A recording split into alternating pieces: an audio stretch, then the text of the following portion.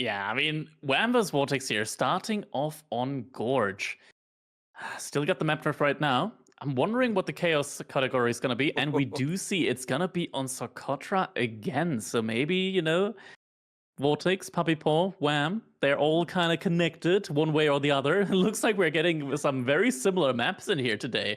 So Gorge for the second time, Socotra for the second time, Archipelago again. Give me Migration. Give me Holy Island. Like I can't believe this. Tim, can King you of the believe this? Hill. Migration, Holy Island, we've only seen it once this entire tournament each. Yeah, I think Migration just migrated its way out of the map pool because we're not really seeing it. How's that? That was a pretty good fun, isn't it? Right out of the break.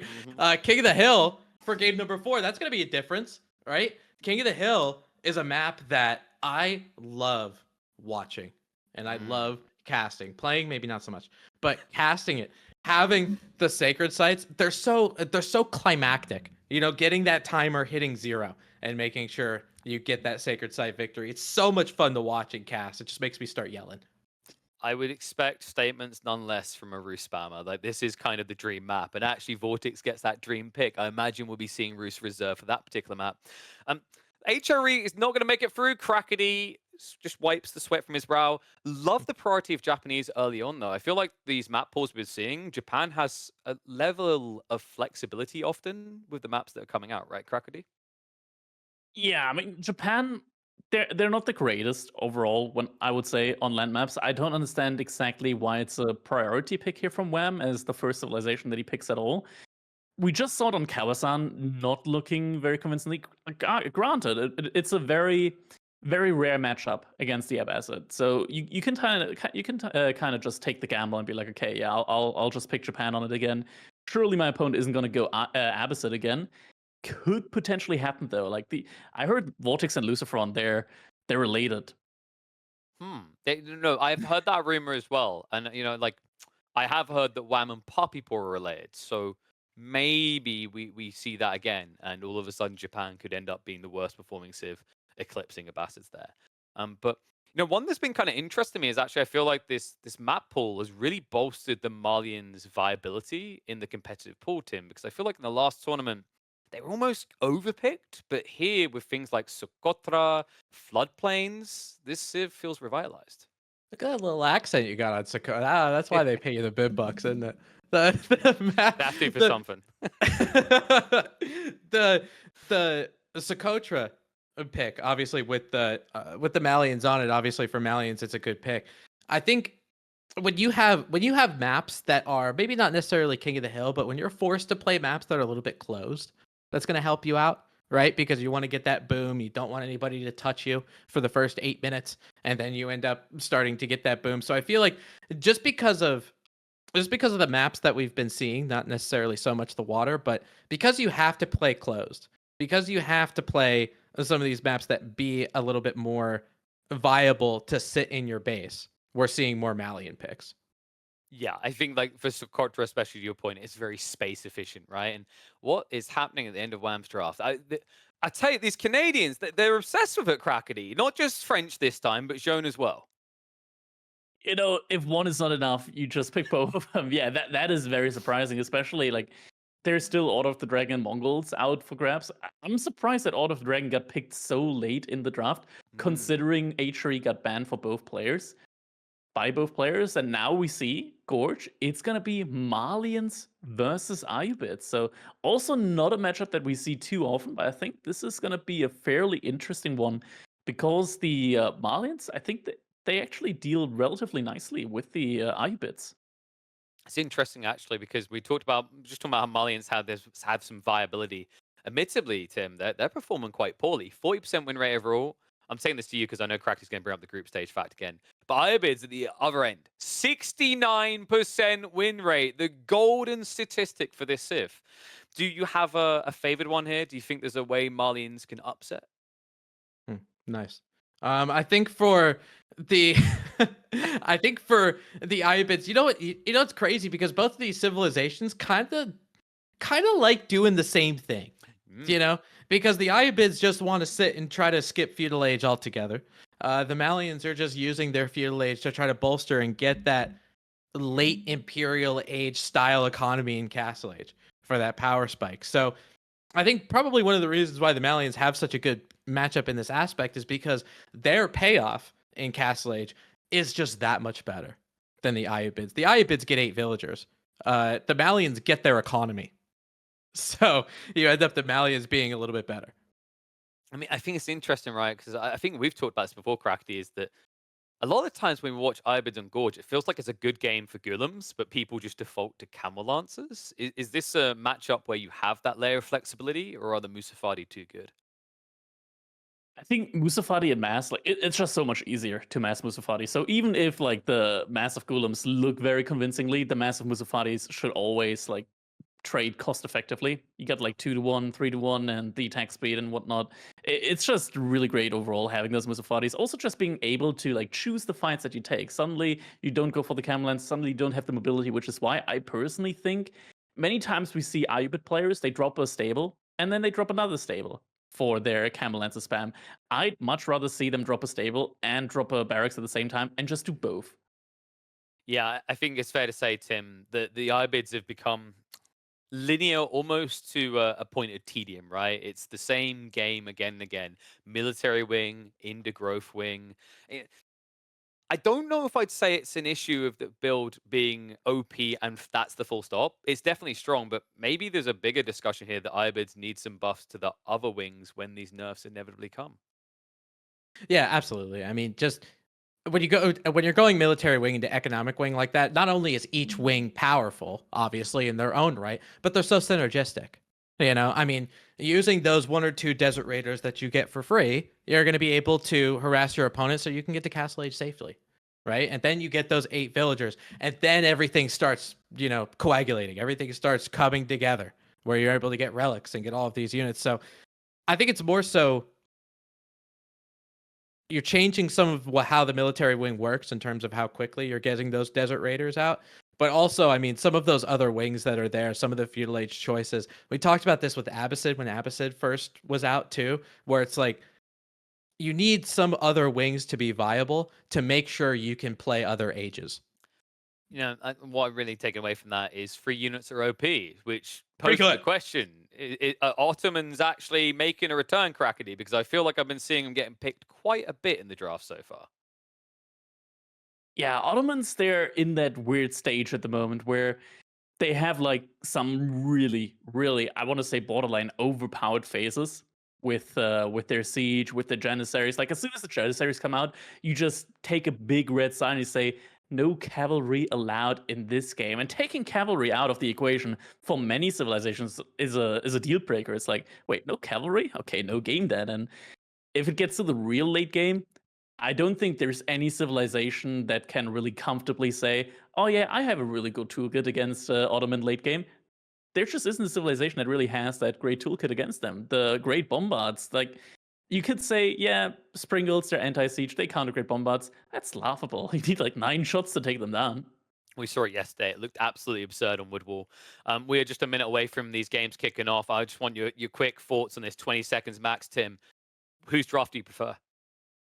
Ooh, one has Roos and then one has Jeanne d'Arc. So I don't.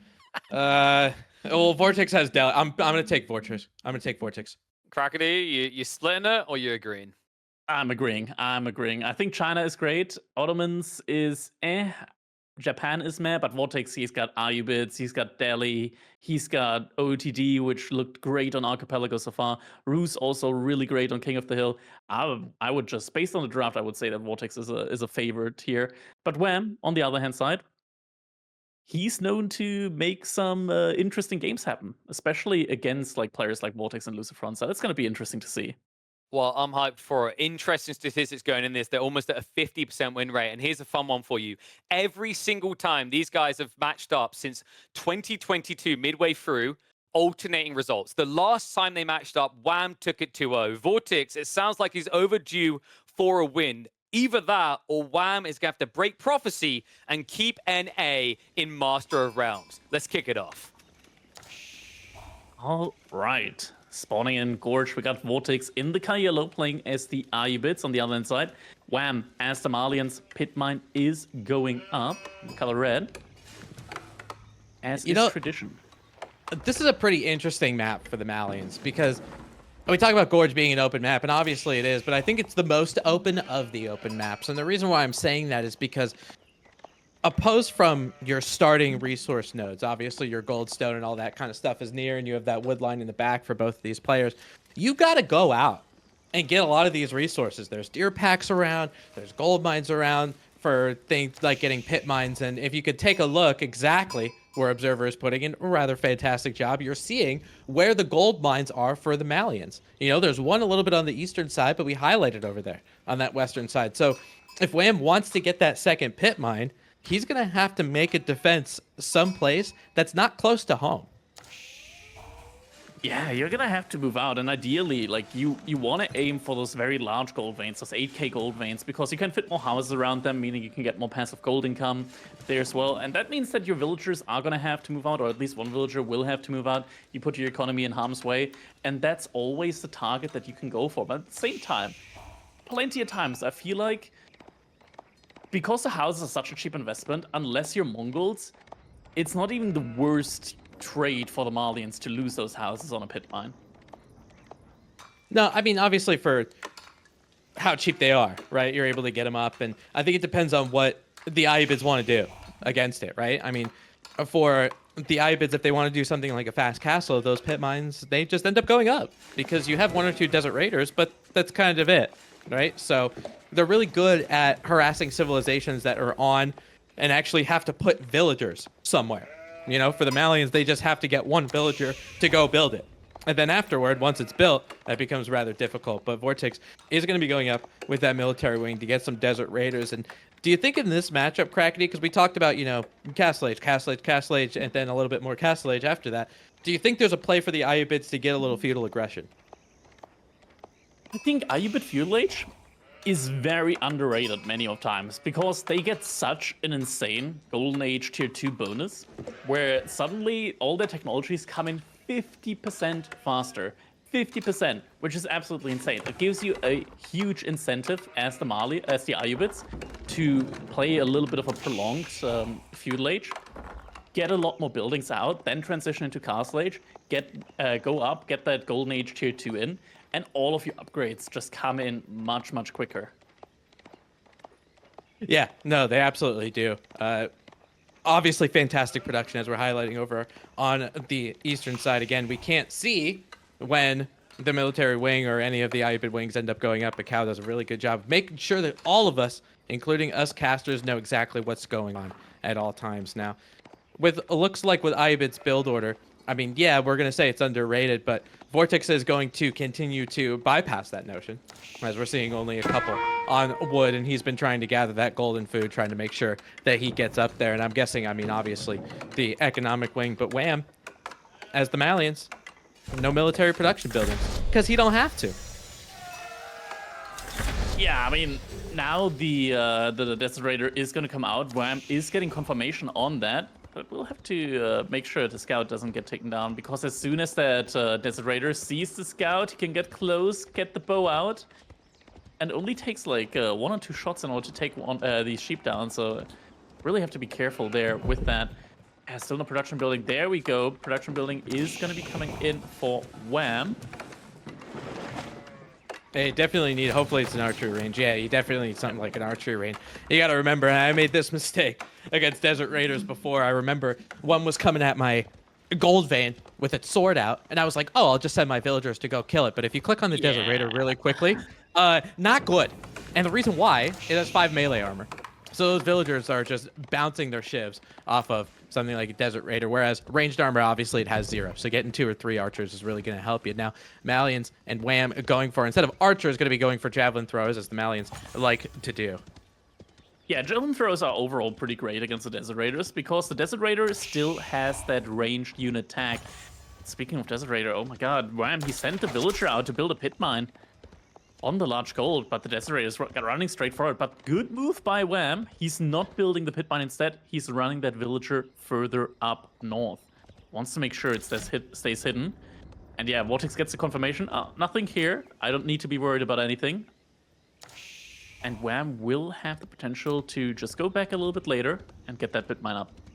Oh, what a 5-head play. just did a little bouncing around trying to make sure that villager will be idle just up there for a little bit. But I think it's more so. I mean, yeah, that's probably where his pit mine's going to go. And based on VortiX's scouting, he's like, okay, he doesn't have a pit mine there, but he's going to at some point. And because of that, it's just saved him enough time to get some javelin thrower up there. And we'll be pulling out its melee sword, and we'll be trying to take hits on that javelin thrower. But a lot of the health will end up going down. Second javelin thrower is going to be able to help. And then hopefully that pit mine ends up getting continuously built, and it looks like it is. Yeah, VortiX second Desolator already gonna be coming out. 3 javelin throwers and a Donzo on the way should be enough to deal with those Desolators. But this is it. Man, the timing, Tim, behind this, Castle Age's gonna be coming in now.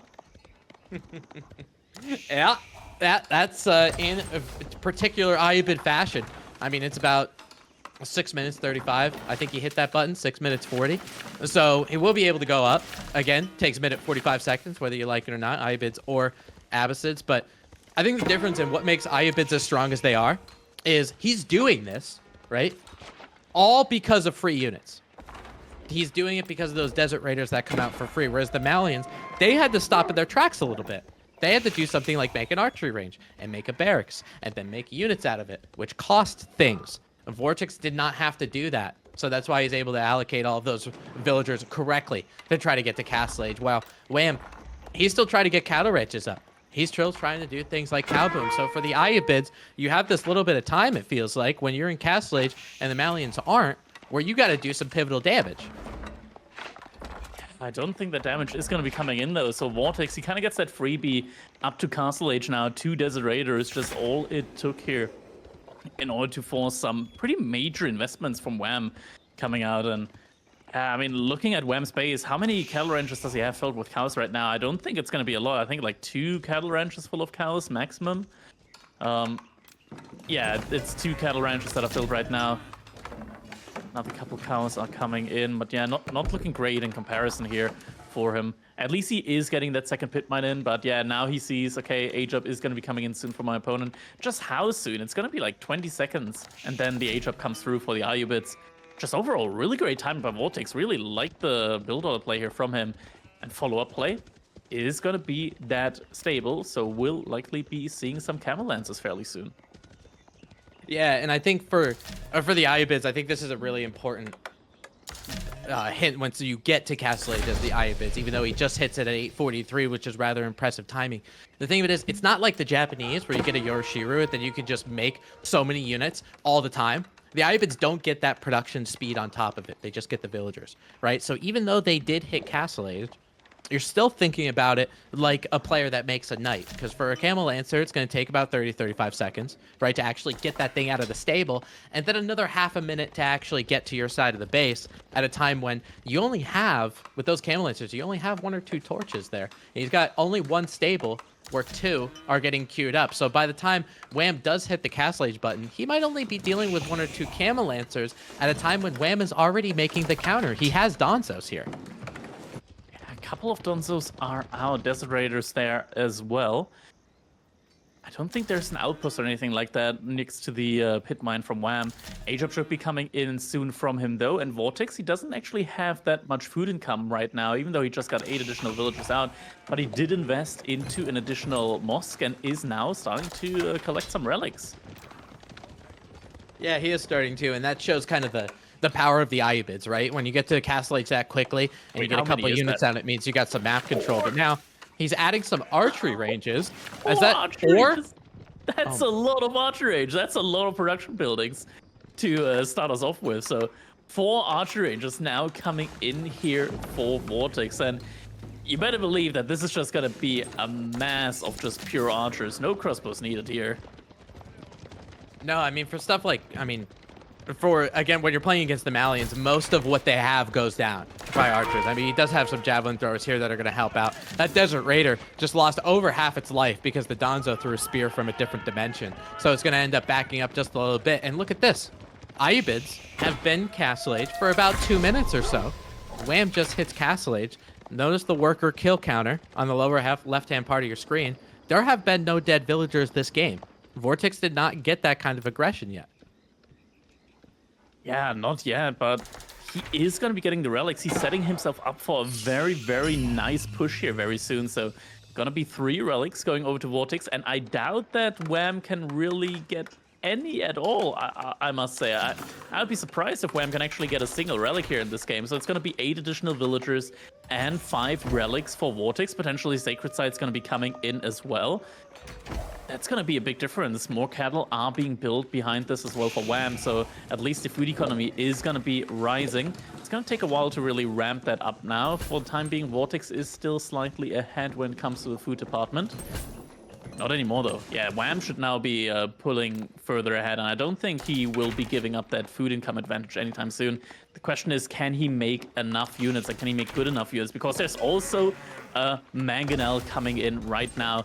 Wham doesn't have a siege workshop at the moment. I think it's coming in right now, though. Yeah, when you're playing against the Malians, you need that. Well, for the IUBID, it's a Manchanique, but you need that.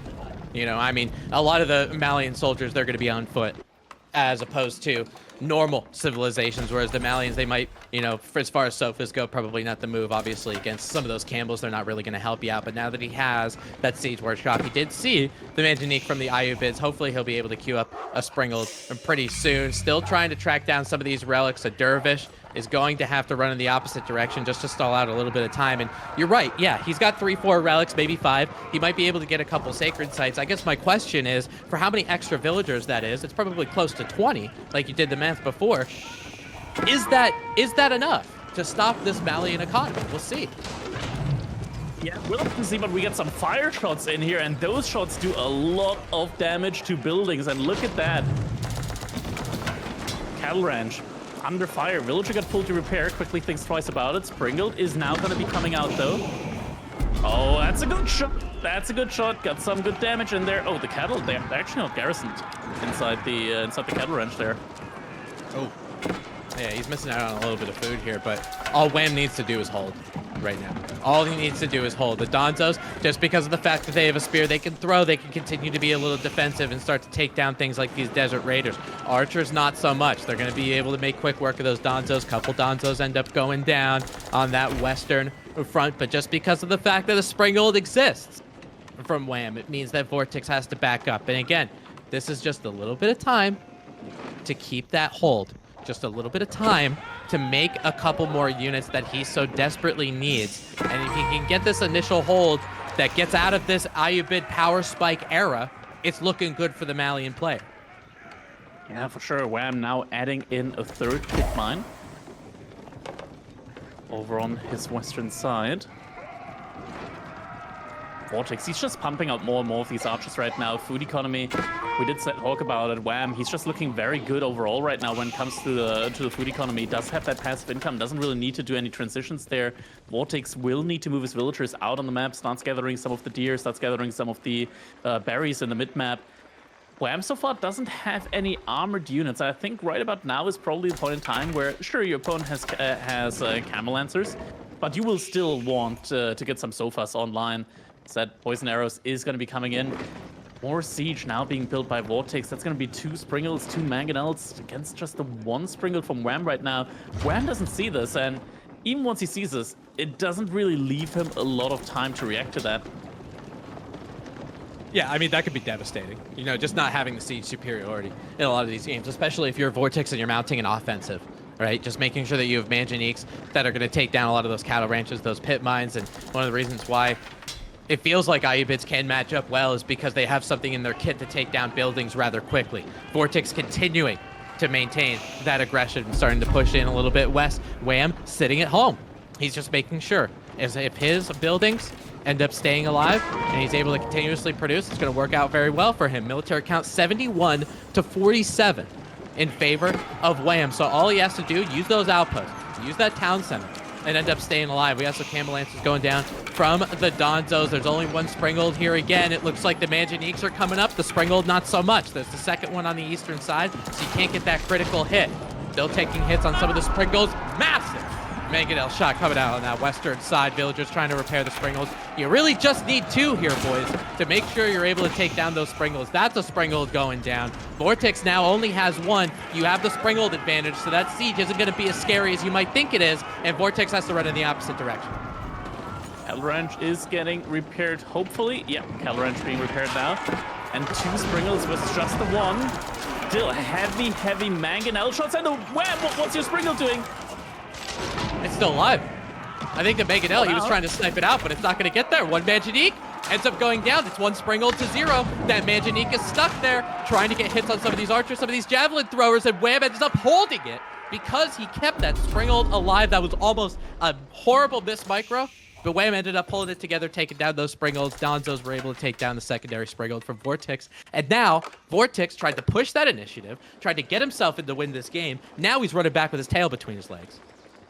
I want to say Springled on Springled Micro is absolutely nerve-wracking. I feel like I lost like probably a fistful of hair just looking at that. Man. Yeah, really tough now for VortiX to come back from this. He did add in a second TC now after the fact. He is on 5 relics, 2 sacred sites, so the gold income is looking absolutely great for him. Goulems now being added in as well, gonna be acting as a great meat shield. We got a little picture-in-picture here telling us that indeed these cattle, they're not in the garrison. They're not garrisoned inside the cattle ranch yet. Still, at the very least, they are still giving over 20 food each from... Oh, never mind. Yeah, Wham. nice. You know, he's got eyes at the back of Sat, so he heard that one immediately. And now VortiX is going to be trying to get a little bit of... I mean, he's getting sacred sites with a little bit of map control. I mean, he's got 2 of them. I just don't necessarily think he has as much map control as he thinks he does. You know, just because he was trying to get that offensive and really trying to take down that Malian player and these Malian passive income buildings, but just wasn't able to do it. You know, so he's got to back up a little bit. Military count 74 to 60. Most of what VortiX has are archers.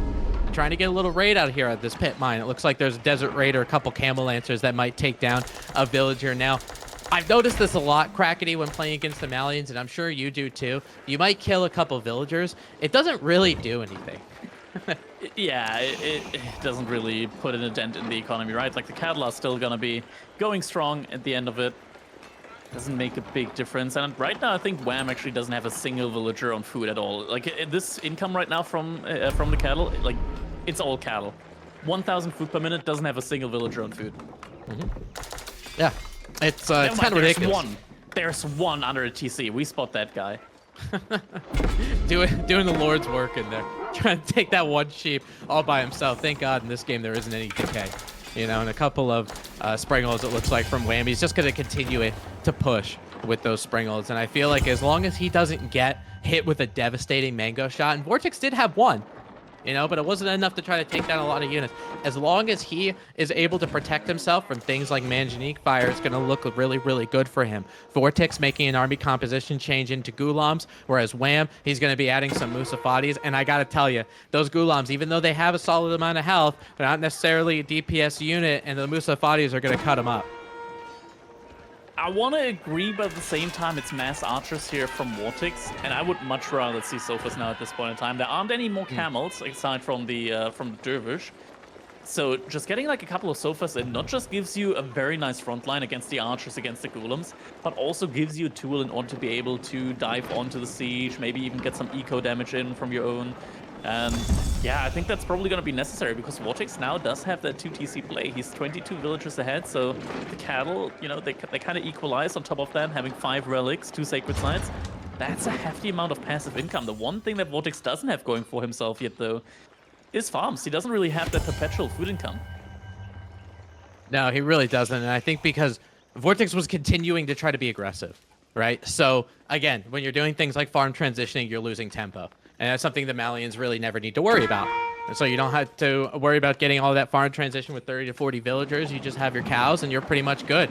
Looks like there might be some kind of a big fight coming up here. We have a decent amount of Springles. We got 4 in count for VortiX. We got 2 Manganiques, which could be devastating towards an archer mass. Those poison arrows taking shots heard around the world. Some Donzos have to retreat back as well. And I think Wham just sees all that siege. You see him queue a Springle. A lot of these Gulams, they're starting to get poisoned. So they might be able to go down a little bit quicker. These archers might be able to go down quicker as well. But Wham, just because of how much military he has, he just sent a group of about 20 to 30 Donzos out here to try to take down Ayyuban villagers at a time when VortiX, he is not making camel lancers anymore. So those Donzos making up the front line, who needs them? Yeah, Wham getting a decent amount of idle time with that. 20 idle villagers so far, more villagers on the run as well. Also camping out the production buildings here, doing a good job with that. Has to fall back a little bit inside space though. It does have an outpost here with a Sprinkle emplacement. Sprinkle emplacement is going to do a great job against his opponent's Sprinkles if he starts focusing them out instead. Just focusing on the units for the time being. Mangonel might be a little bit exposed here, is going to get taken down. But now we got the Sprinkle Wars. Good shots here from Wham. Taking down most of the Sprinkles. Yeah, I think he's going to get all of them.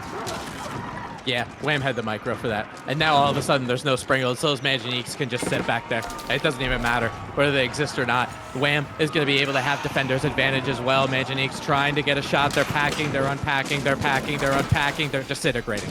And one of them ends up going down. A second one ends up going down. Sprinkles are getting popped like firewood, but they have done their job. They've done their due diligence. And now all VortiX has is a lot of archers. 83 archers out of the 86 total military mass is wild. These aren't Avacid archers though. They're Ayubid archers. They don't get that bonus attack speed. They're just normal. Yeah, there's no composite bows. The Ayubids don't have that technology. So all of these archers are just acting like normal archers. Yeah, no Mameluke's bravery as well right now. So even if he kills a unit, he doesn't get any bonuses for his units. I think the one thing, as we're showing in picture, that's the one thing that VortiX really needs. He just needs siege.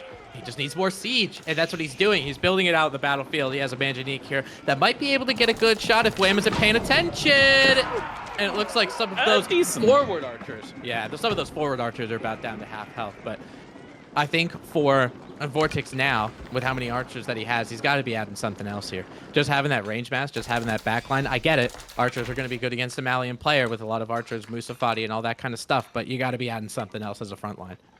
Yeah. All the passive food income, Wham. He's at almost 2,000 food in the bank right now. Now also plopping down a keep on one of the sacred sites. Really starts to cement his map control. Has almost enough stone for another keep, which certainly will go down on another sacred site there. Just securing the map with those keeps now. And VortiX, he doesn't really... It feels like he just doesn't have the tools that he needs right now in order to come back from this. Raids also killing a lot of villagers there. We'll just have to get pulled in VortiX. He had a lead of roughly like 26, 27, almost up to 30 villagers at one point. Now it's down to 13. Yeah, and I think, we did say that VortiX went for that second town center over there on the north side. What's really nice is the fact that he has those relics. The fact that he's been able to keep some sacred sites for a significant amount of time was helping him in the economic bonuses. But the thing of it is, just like you said, Crackety, again, no farm transition. He might be allocating a lot of villagers to wood in order to pull that off. But again, if you're doing that and your villagers end up going down, or your military ends up going down, you might not be able to produce it, and that's a good timing for Wham to dive in. And this is what Wham's doing just now. He's just sending units around, trying to harass on all different sides. Had units at the large goal, is going to be able to kill even more villagers now. Musafati with the picture-in-picture, you can see them also on the berries. VortiX bleeding villagers left, right, front, and center. And now he's going to go for a big attack right when Wham wants to go to Imperial Age from the looks of it. Yeah, I think for VortiX, he's like, I'm getting raided out. I'm losing a lot of villagers here. I still don't have farms. I think this is put up or shut up time. And that's exactly what's going to happen. And Mangonel from the Malian side taking a big hit.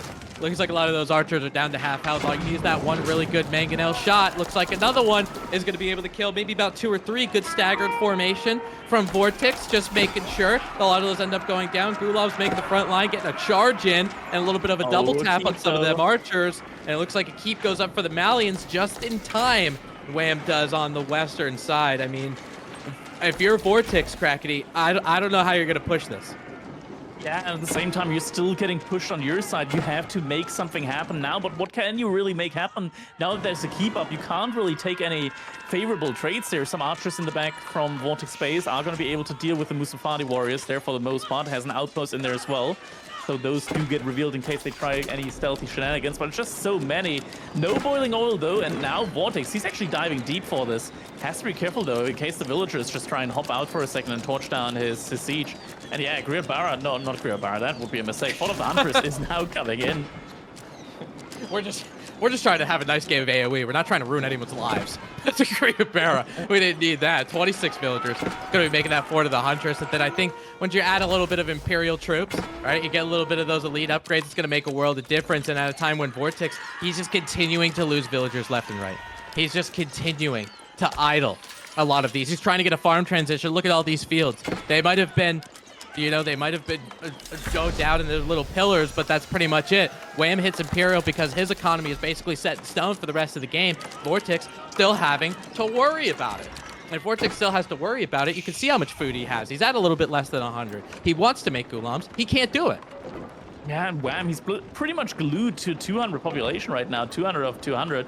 VortiX, he's up there as well, but his economy, like when he loses units, he can't easily reproduce them. If Wham loses units, he can. He's got the income. He's getting the upgrades now. More Springles coming in for VortiX. Up to 7 Springles now, but there's keeps absolutely everywhere in Wham's side. And VortiX, sure, Springles are nice to be able to win the Siege War. But are you going to win the Siege War, though, in the end? Because there's keeps and you can't really take them down with just mangonels and Springles. And you gotta remember correctly, it's not just the keeps, right? It's the fact that Malian Siege is going to be a little bit better because you have roller shutter triggers. And that's exactly what Wham is actually researching right now. Malians have the ability to make culverins, right? So you can make culverins if you want to. You have the appropriate anti-siege tools as the Imperial Age Malian player to deal with this. So yeah, he has a lot of Springles. He's going to try to dodge and duck and dive and dip and dodge around all of these different keeps to find an area of attack, but the Springles that he's going to be up against in about 30 seconds, 25, 30 seconds, they're just going to be better. Yeah, indeed, and this is the fight, actually, that Wham needs to take. He can just chill. He still has another keep landmark there, actually, protecting him. So yeah, definitely not a fight that he needs to take. A little bit of awkward pathing means that he will have to get at least a couple of archer shots in every now and then. But yeah, I mean, VortiX knows that if he doesn't attack now, Royal Shadow Triggers is going to come in. And that is exactly what Wham is waiting for right now. Royal Shadow Triggers is in now. Springle actually gets taken down by the keep. And yeah, VortiX, he can't really make anything happen now. And inside of his base, there are javelin throwers now, killing villagers. And VortiX just in a world of pain right now. Gets some relics out as well. Yeah, I think VortiX, I mean, his mind right now and what he's thinking is, I have to do some considerable damage because I'm getting hit with considerable damage, and he knows that he's on the back foot. These roller shutter triggers really helping him out. More Springles are getting popped like water balloons. There's no siege left for VortiX. Maybe one Springle, and it's going to go down pretty quickly. We have some Manganiques over there that are going to get popped right next to the Malian Town Center. All of these archers are veteran status, and just normal archers going to be getting hit with elite poisonous arrows of Wham and the Malians, and VortiX will be throwing in the towel after that one. Game goes to Wham and taking 1-0 and a little bit of that momentum heading into game 2. Man, this was really, really rough. I felt like there was a really great timing there for VortiX. He's got all of the relics. He got so many units out. I think, honestly, from my perspective, it's once again that thing where we saw the Camel Lancer and it was kind of like a little bit of a tunnel vision Camel Lancer play there. If the Ghouls were there just a little bit earlier, I feel like they would have done much better, especially since at that point in time, it was just Mastonzo. Not really an answer on the field there against Mass Ghouls. Yeah, I think what's nice about the Malians, too, is, like, you're making the same building to counteract both of them, right? Because if you're going to be if he goes and throws Ghulams at you in Castle Age, you already have a barracks to make Musafatis anyway, right? So although, you're going to need a solid amount of Musafatis to do it, the Malians still had something in their kit to deal with it, So Yeah. with the Iapid player, I mean, yeah, he got to castle a couple minutes early, but it's just, you can get up early and you can get a couple extra villagers and all that good stuff. But if you can't actually disrupt your opponent with that fast castle timing, then what's the point? Exactly. I mean, it was kind of rough, right? Like the Castle Age came in when Wham didn't even have that many cattle in yet. And I was actually worried there for a little bit. I was like, okay, yeah, there's not even that many cattle. If the aggression comes in straight away, it's going to be really tough for Wham to hold it. Issue was as well, I think maybe VortiX went a little bit too heavily on the relic play. I think that also delayed the aggression quite a bit. 4 archery ranges as well is kind of wild, right? Like 4 archery ranges. It was a just kind of pure ranged army composition, which can work in many ways, in many situations. I don't think it really works against Malian specifically, because sure, other civilizations you can idle out the eco. you can't really effectively kill the cattle in the ranches with the archers, right? Like it's going to take a while in order to get them out there with just arrow fire. And in the meantime, the Malian economy just keeps working.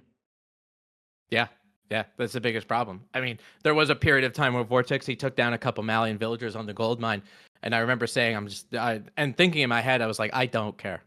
If I'm a Malian player, I just don't care because that's not where my eco is coming from. The only thing that they're not getting passive is wood, right? So if you're raiding something like a wood line, maybe it'll be beneficial, especially for the Malian player who is making a decent amount of archers. That could have really helped you. But regardless, I mean, the Malians just have such a good ability to hold. And they have such a good ability to keep those passive income buildings not only at home, but safe and continuing to fire. So the Malians, they're just like, hey, come get me, man. You're not going to be able to, but come get me. Yeah, they can just lean back in those situations, just chill out. They got their ranches. It's all good, man. But now in the next game that we're going to be looking at, we will see once again the Order of the Dragons emerge. We saw the civilization actually the most today. Like we saw China on Archipelago so far today. We saw Order of the Dragon a bunch of times on Archipelago. So far, always up against the French, but now they're going to be facing off against each other. Yeah, and I think this one's going to be a little different from the last three that we saw, predominantly because French isn't in it. But more importantly, you have two civilizations that do have a bolstered wood economy, right? We talked about the difference between the French and all that kind of stuff. We talked about wood all over again. There's been a lot of wood that's been going on in this series. Like the snowballs. Yeah, it's like a snow, but you'll probably get a splinter. But with China just beginning the IO for the Order of the Dragon, just getting the Aachen Chapel, and the fact that their gilded villagers exist, they're going to be able to gather wood pretty quickly. So this is going to be curious for me. This is where I'm going to be like, okay, who actually wins here? Which wood economy or which economy ends up being a little bit better? Number one. Number two, we got to talk about the players for a second too, because we always talk about the Spanish brothers on water, right? We always talk about how effective they are in a micro situation. Is that something, are we overestimating that? Is that something that WAM can hold? Is that something that WAM could deal with as the Chinese? Let's find out. Yeah, definitely tough. I mean, as soon as that Aachen Chapel comes in, those villagers from the HRE, they're getting supercharged for the next 5-6 minutes on their woodline. As long as the woodline is in range of that Aachen Chapel, wood suddenly comes in masses, and we'll have to see if China has what it takes to deal with that in our game number 2. Here we go, VortiX once again spawning in the color yellow. Order of the Dragons is the name of the game for him. On the other hand side, we got Wham playing with the Chinese, and this spawn is one of the more aggressive spawns, I want to say, for Archipelago. Both players, they're quite close to each other. Like if you're on the like western edge from one of the islands, you can pretty much see the other island. Oh yeah, this one has some spice to it. We saw some of the previous Archipelago games where they spawned basically across the map from each other, but I think just because they spawned closer, it feels like the amount of, or how quickly you're able to get to feudal age is going to make the most difference, right? Because the quicker you get there, you don't have that long to traverse to your opponent. All of a sudden, you can idle your opponent's fishing a lot quicker than it used to be if it was on the other side of the map. As I just heard, I'm not sure who did it, but I just heard either our 5th or 6th scout. Oh my god. And once again, we have a military graph with no military. This is I mean, this is such a peaceful game, isn't it? On the coast, we're just looking at the shore, watching the tides come in. It's beautiful. It's beautiful. Having the wind blow through your hair, just getting some fish for dinner. It makes me think of the Titanic pose on the ship, but I don't know why. There was a lot of water associated with the Titanic, and I get it. I get that it sank. I know I wasn't there, but I heard the stories. For way I'm going as the Chinese, I'm very curious for you as we're panning over to that area. IO and timings of the IO. For you as a Chinese player, I know you guessed it perfectly on the one previous game that we saw Archipelago on Chinese, but is there a specific build count that you're like, okay, it's IO time now?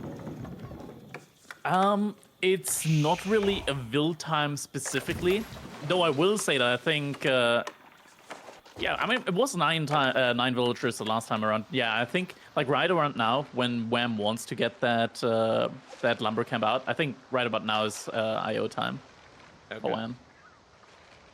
And you know, it's probably because for the IO, and it does pop out rather effectively. If you get your straggler trees and you see some of the straggler trees are close, probably when they run out, right, is when you're going to want to get it. Because as soon as you get your lumber camp, you want to make sure it's supervised. Yeah.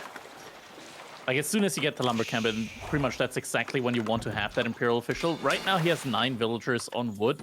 So he's getting pretty much like 2 villagers worth of efficiency for free with every single drop-off from these villagers. And both the villager and the Imperial official take the same amount of time to get out from TC, right? And then you're also able to pick up the taxes. Taxes are super important here on these water maps for the Chinese because you're also gathering shoreline fish with a lot of villagers. Shoreline fish is actually the fastest, like villagers gather the fastest from shoreline fish. So there's a lot of drop-offs, meaning they generate a lot of tax, and you're able to use that to propel yourself to the next stage. Yeah, and I feel like it's especially advantageous on a map like this because your town center spawns right next to the shore where the dock is, right? So it's not like you're using that IO and traversing miles and miles just to collect taxes from the thing. As you can see, Wham is about to do that right now. He's going to drop off 40. He's going to be able to age very quickly. Yeah, and there we go, Archon Chapel. Oh, that's a water chapel. Imperial Academy also coming in at the same time. Looks like he really wants to boost off the gold and the wood, but it's also a little bit dangerous because if he gets pushed back in like the next 5 minutes, well, not 5 minutes, I will say the next like 2-3 minutes. The timing window isn't actually that big. That could be some pretty hefty losses he could incur there. Yeah, I mean, we're talking about this is our 4th time on Archipelago. We got to talk about the spawns. You know, I mean, for VortiX, he's got to put that Archon Chapel out there. He's got to put it out in the front because his gold is there, right? His gold is forward, and then that wood line's a little bit forward. I think you might be able to get an aeroship over there, light junk over there for Wham, to try to disrupt that wood line or the gold mine. For Wham, not so much. I mean, he does have a wood that's a little bit more forward on the eastern side, but at least he's got his gold in the back, where VortiX has pretty much everything up there. It is a pretty awkward spawn here for him with the Order of the Dragon. Just getting forced into that position where you have to put your Archon over there. And like his gold is pretty much like in the water, right? So he cannot, and I want to really make sure that the viewers understand this, he cannot afford to get pushed back. Mm-hmm. Yeah, I mean, if he does get pushed back, or even just in that particular area, right? Game's over. You know, you're not going to be able to produce anything out of that. And Wham, just because you got the feudal age first, will be getting that aeroship out, that light junk out a little bit first. VortiX will be following, so a lot of these fights will be taken around. Wham didn't scout it yet. He doesn't expect his opponent to be so close to him. He's going the wrong way. He's going the wrong way. Oh my god! I think VortiX. Honestly, VortiX probably does have a clue of where Wham is because I saw there was a yellow dot that was morphing on the western side. You can see it. So now, just because of the scouting, or lack thereof, I should say, there's going to be battles on the Chinese side instead of Order of the Dragon. That's actually pretty massive. Yeah, it does make a pretty big difference here. But now, Archership is going to be coming back, but there's already at the same time a Hulk out for VortiX. So he's going to be able to defend that quite easily. Oh, Wham didn't pay attention there for a second. Yeah, I think that one's going to go down. Yeah, I think that will. I mean, this just goes to show how important micro is on this map. That is a dead light junk, and that's a little bit of wasted resources. And now, demo ship from Wham trying to take a look at one of these hulks from the Order of the Dragon. And it looks like it might be able to. Archer ship doing a little bit of trying to get rid of that demo. Not quite going to be able to get there. Fishing boats are going to be able to repair that galley just to make sure everything's okay. Wham doesn't necessarily feel comfortable about taking down some of these hulks. He's going to be backing up. Yeah, and I mean, we talked about how bad it would have been for VortiX to get pushed back. It's not going to be happening, so he doesn't have to worry about that for the time being. Yeah, and I mean, hopefully for VortiX's sake, it doesn't. Right? Hopefully it doesn't happen. You can take a look at wood economies over there on the top left and right portions of your screen. It looks like Order of the Dragon doing a little bit better in terms of some of that wood economy is at about 700, 750 food or wood per minute, whereas Wham is hovering around the 600, and you can see how that translates militaristically, right? With a military count of 15 to 11 in favor of VortiX. So for Wham, you know, when you're in this situation, and I think just because we've seen this over and over again, Crackety, when you're in a defensive situation, when you're playing on water, what are some of the things you can do to claw yourself back in? I mean, on water, you always, like, if you're in a situation where you're behind, you gotta be looked towards demo ships. Demo ships are like the one thing that can really just suddenly swing the tide of a situation on water. Yeah, that looks Speaking like, of demo honestly, yeah, for Wham, I mean, he's got one, but that's pretty much it. He does have a light junk that might be able to take down that demo ship, but VortiX does a phenomenal job of microing that thing. That demo ship is right there. Two of these ships, well, just about two of those ships end up going down. The fishing eco ends up getting idle, and three of them end up going down. VortiX does a fantastic job of picking the correct ship in order to take down. There's another demo ship from Order of the Dragon coming in on the northern side, and it looks like that big war junk will be able to go down with a couple more Springald bolts, and it does. Military count for VortiX, 23. Wham, hovering more so in the 20s, but again, he's got a lot of things like demo ships. He's looking for a good point of contact, not quite getting there, and all of it did is just made a really good fireworks display. Wham is like, I don't have demo ships, I don't have war junks, I don't have anything. I'll see you in game 3. And the Spanish bros on water, man, like, leave it to them. Leave it to them to really just take a water map, like, quickly for themselves. That was insanely quick. And that against one of the best water civilizations as well, with China, against Order of the Dragon. Man, that just completely took Wham by surprise, I feel like. It's kind of an unfortunate start, right? Like, Wham went into the wrong direction with his archer ship, lost it kind of for free there, and yeah, paid the price for that.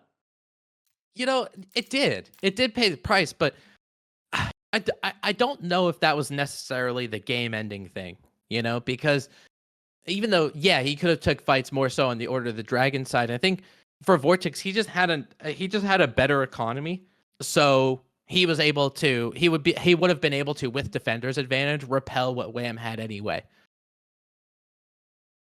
Yeah, it probably. Like, looking at the military graph there, right? Like, it just shot up there, and the micro for the Spanish brothers, it's just so on point every time we see it on those water maps, and able to win game number 2 there on water, does manage to equal out the series. And next up, we're going to be moving over to Kawasan. It's the same matchup, the very same matchup that we saw earlier between Papipo and Lucifron. Was the match point for Lucifron then? Right now, the set is still even. The question is, will Japan do something a little bit different here, try to spice things up? Because last time it really didn't work out too well for Papipo. Yeah, no, I mean, if you're looking at what VortiX and Lucifron are doing, obviously they're talking with one another, you know? So Lucifron's going to be like, hey, you just saw that game. What happened with Puppy Pod with Japan on Abbasid? Why don't you go ahead and do that? And we'll meet each other in the semifinals. So I don't expect VortiX's plan to change as compared to Lucifron. Obviously, they're practice partners, they're brothers. And because of how well it transpired over the first game for Wham, however, he just saw what his brother did, and he's like, yeah, I don't know if I want to do that. Seems kind of rough. So maybe he ends up going for something a little bit different. Yeah, with some luck, he spots out where the pond is that VortiX is going to go for and just chooses to dock the other one. Yeah, I mean, like, that could buy him some time. I thought it was pretty interesting that Lucifron and Puppy Paw in the last game, they docked in the same place, you know, and I don't know if that's stereotypical of how Kawasan works, but I would think if you have one of your pawns and the other side has another one, maybe that game ends up going on a little bit longer, you know, and those points of interest become throughout the entirety of the game, whereas what we saw from Lucifron and Puppy, it ended up just being a mainstay of the first 10 or 11 minutes. Yeah, I mean, if the pawns are the different ones as well, then you also have more of an opportunity to get a play in with the shinobis, because then you immediately have like a point, like 2 different points that you can really go for attack, and with the superior mobility of the shinobi, might be able to set the dock on fire without like investing a crazy amount into Shinobi afterwards, right? Like in the last game that we saw there, Puppy Paw, he just invested a lot in Shinobi. I think he had like 5 or 6 overall that he created. That's a lot of resources that go into them. Yeah, they are. I mean, if I remember correctly, they're 60 food, 60 gold, correct? So Yeah, 120 exactly. resources that you're throwing in there, and they might end up going down with nothing to show for it. We'll see if Wham could do a little bit better with those. The Shinobi will be spawning in as the Japanese in the color red, spawning in the southeastern part of the map. His opponent for this series and this game number 3 playing as the Abbasid is the VortiX in the color yellow, and it looks like we're going to see another dock on both are going to be on the same pond. Oh, But there now we go. Wham Nope. has Wham a doesn't want different that. plan. We talked about it, man. Yeah, he doesn't want that. He doesn't want to dock the same pond, and there he goes now opting in for that other pond. Yeah, I think this is the best chance for him to win. Right. I mean, you just saw how the Abbasid dynasty throttled Japanese in the last series. So obviously, why are we going to make history repeat itself? Especially when we don't have the necessary. It's not necessary to do it. So getting that pawn, even though it's a little bit delayed, might be able to help him out because for the Abbasid dynasty again, takes a little bit of time. A little bit of time to get up to that feudal age. So maybe Wham can try to get something going in that early feudal age situation. Yeah, definitely at least gonna have some better tools when it comes to that. Question is, how much are these players gonna be investing onto water here? Last time we saw both players only going for 3 fishing ships and then straight up to feudal age. Question is, are we gonna see something similar here from them, or will we see a little bit more of an investment into those fishing ships early on? Looks like nope. Wham and VortiX, both of them straight up to feudal age. Nothing left on wood anymore for these players. Yeah, it's kind of nice when you're playing as the Japanese. As we take a look at the dock, I'm curious to see how many fishing boats are in queue, and how many he was able to get for the amount of wood. 3? I would imagine. Yeah, I would imagine it's probably somewhere around 3. No, he's got 2 just of them 2. going. Okay. 3 but for VortiX.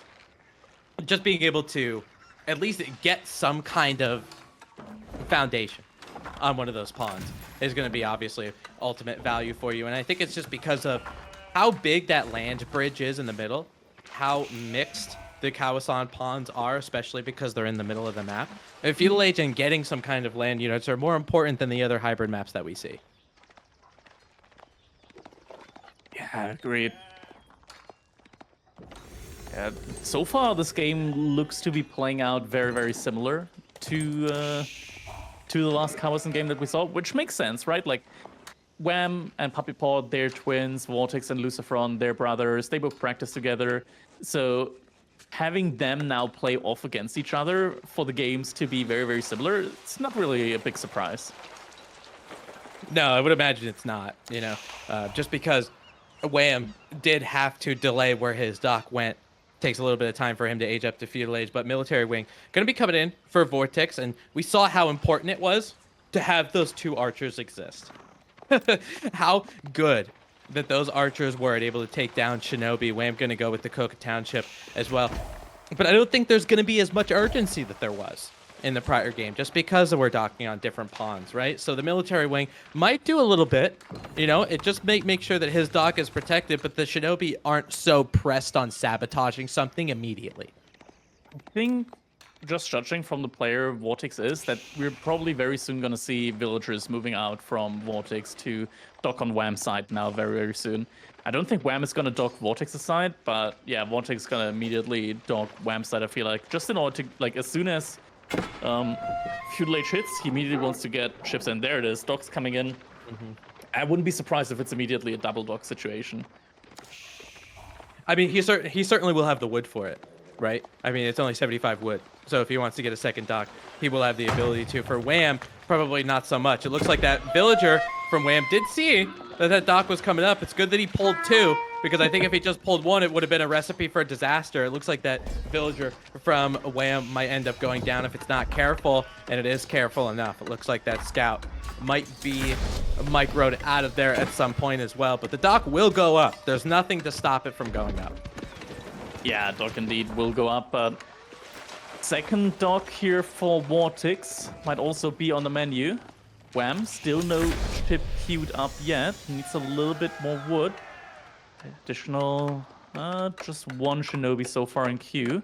There we go, has the wood, needs to queue a ship soon. And it's gonna be a Springle ship immediately. Bakla also coming in for VortiX, but a little bit quicker even. Which is surprising considering he went for 2 docks, right?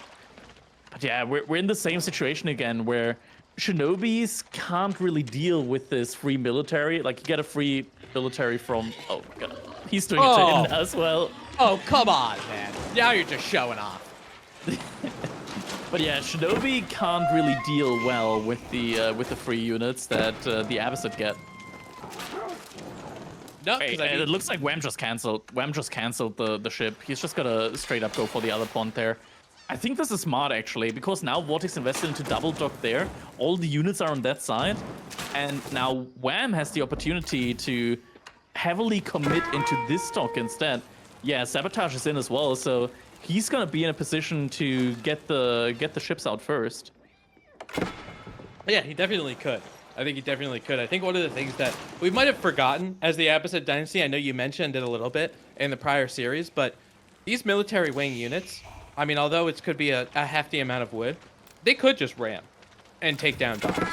You know, there's really nothing that's going to stop them from doing so. Shinobi are trying to get in on some of these archers. One archer ends up going down. A second archer will able to repel that secondary Shinobi, and it begs the question, just because you had half your archer mass go down in that one archer, are you going to get an archery range? Are you going to start to get a little bit more of them? Not sure. Ship is going to be able to make quick work of that archer, and now Shinobi has to make its way over soon, very quick to the other dock. Oh my god, I think VortiX actually canceled the ship, because now Shinobi's going to be in time for another sabotage. Yeah, I don't think that it might not go up. Let's see if it gets that sabotage, and it does. That backlog is going to be sitting there on 9 seconds, and it'll take a little bit of time for him to get there now. With Wham having those 2 docks, that's really, really, really going to help him out. Just making sure he's able to take some kind of pond at all. It looks like Wham tried to get a sprinkled ship over there. It might have been just a little bit of a waste of resources. There was a demo ship over there for VortiX and being able to take it out. Oh no, VortiX, he's making a ram. But Wham has Shinobis. Yeah, that's not gonna work. Yeah, he's making a little ram over here. Wow. And I'm kind of curious, and I mean, you see, just because it's a little bit out of harm's way, the Shinobi aren't necessarily going to find it. But maybe just having an archer or 2 in that particular situation, it just means those Shinobi might not be able to take it down. More sabotage over there on the northwestern side for VortiX. That dock is very not long for this world, and it looks like we had a little bit of a pawn trade. Yeah. And overall, I just like the situation a lot more now for Wham, because he, as a Japanese, just has that ability to reboom very, very quickly or very efficiently on water with the cheaper fishing ships. Ram has been completed. VortiX is sending 2 villagers around, wants to get another dock up, but now that the fishing ships are there for Wham, he should have the vision. Has a demo ship there as well, and the Shinobi are still nearby. Ram is now coming in, though. But that also could be easily dealt with when the Shinobi come up.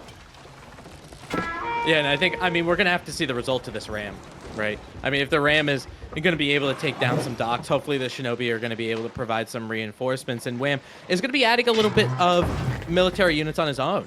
You know, he has a stable, and it looks like he's queuing 1 or 2 horsemen that should help him out, just in case if VortiX decide to make archers. And it's really good for him because he did.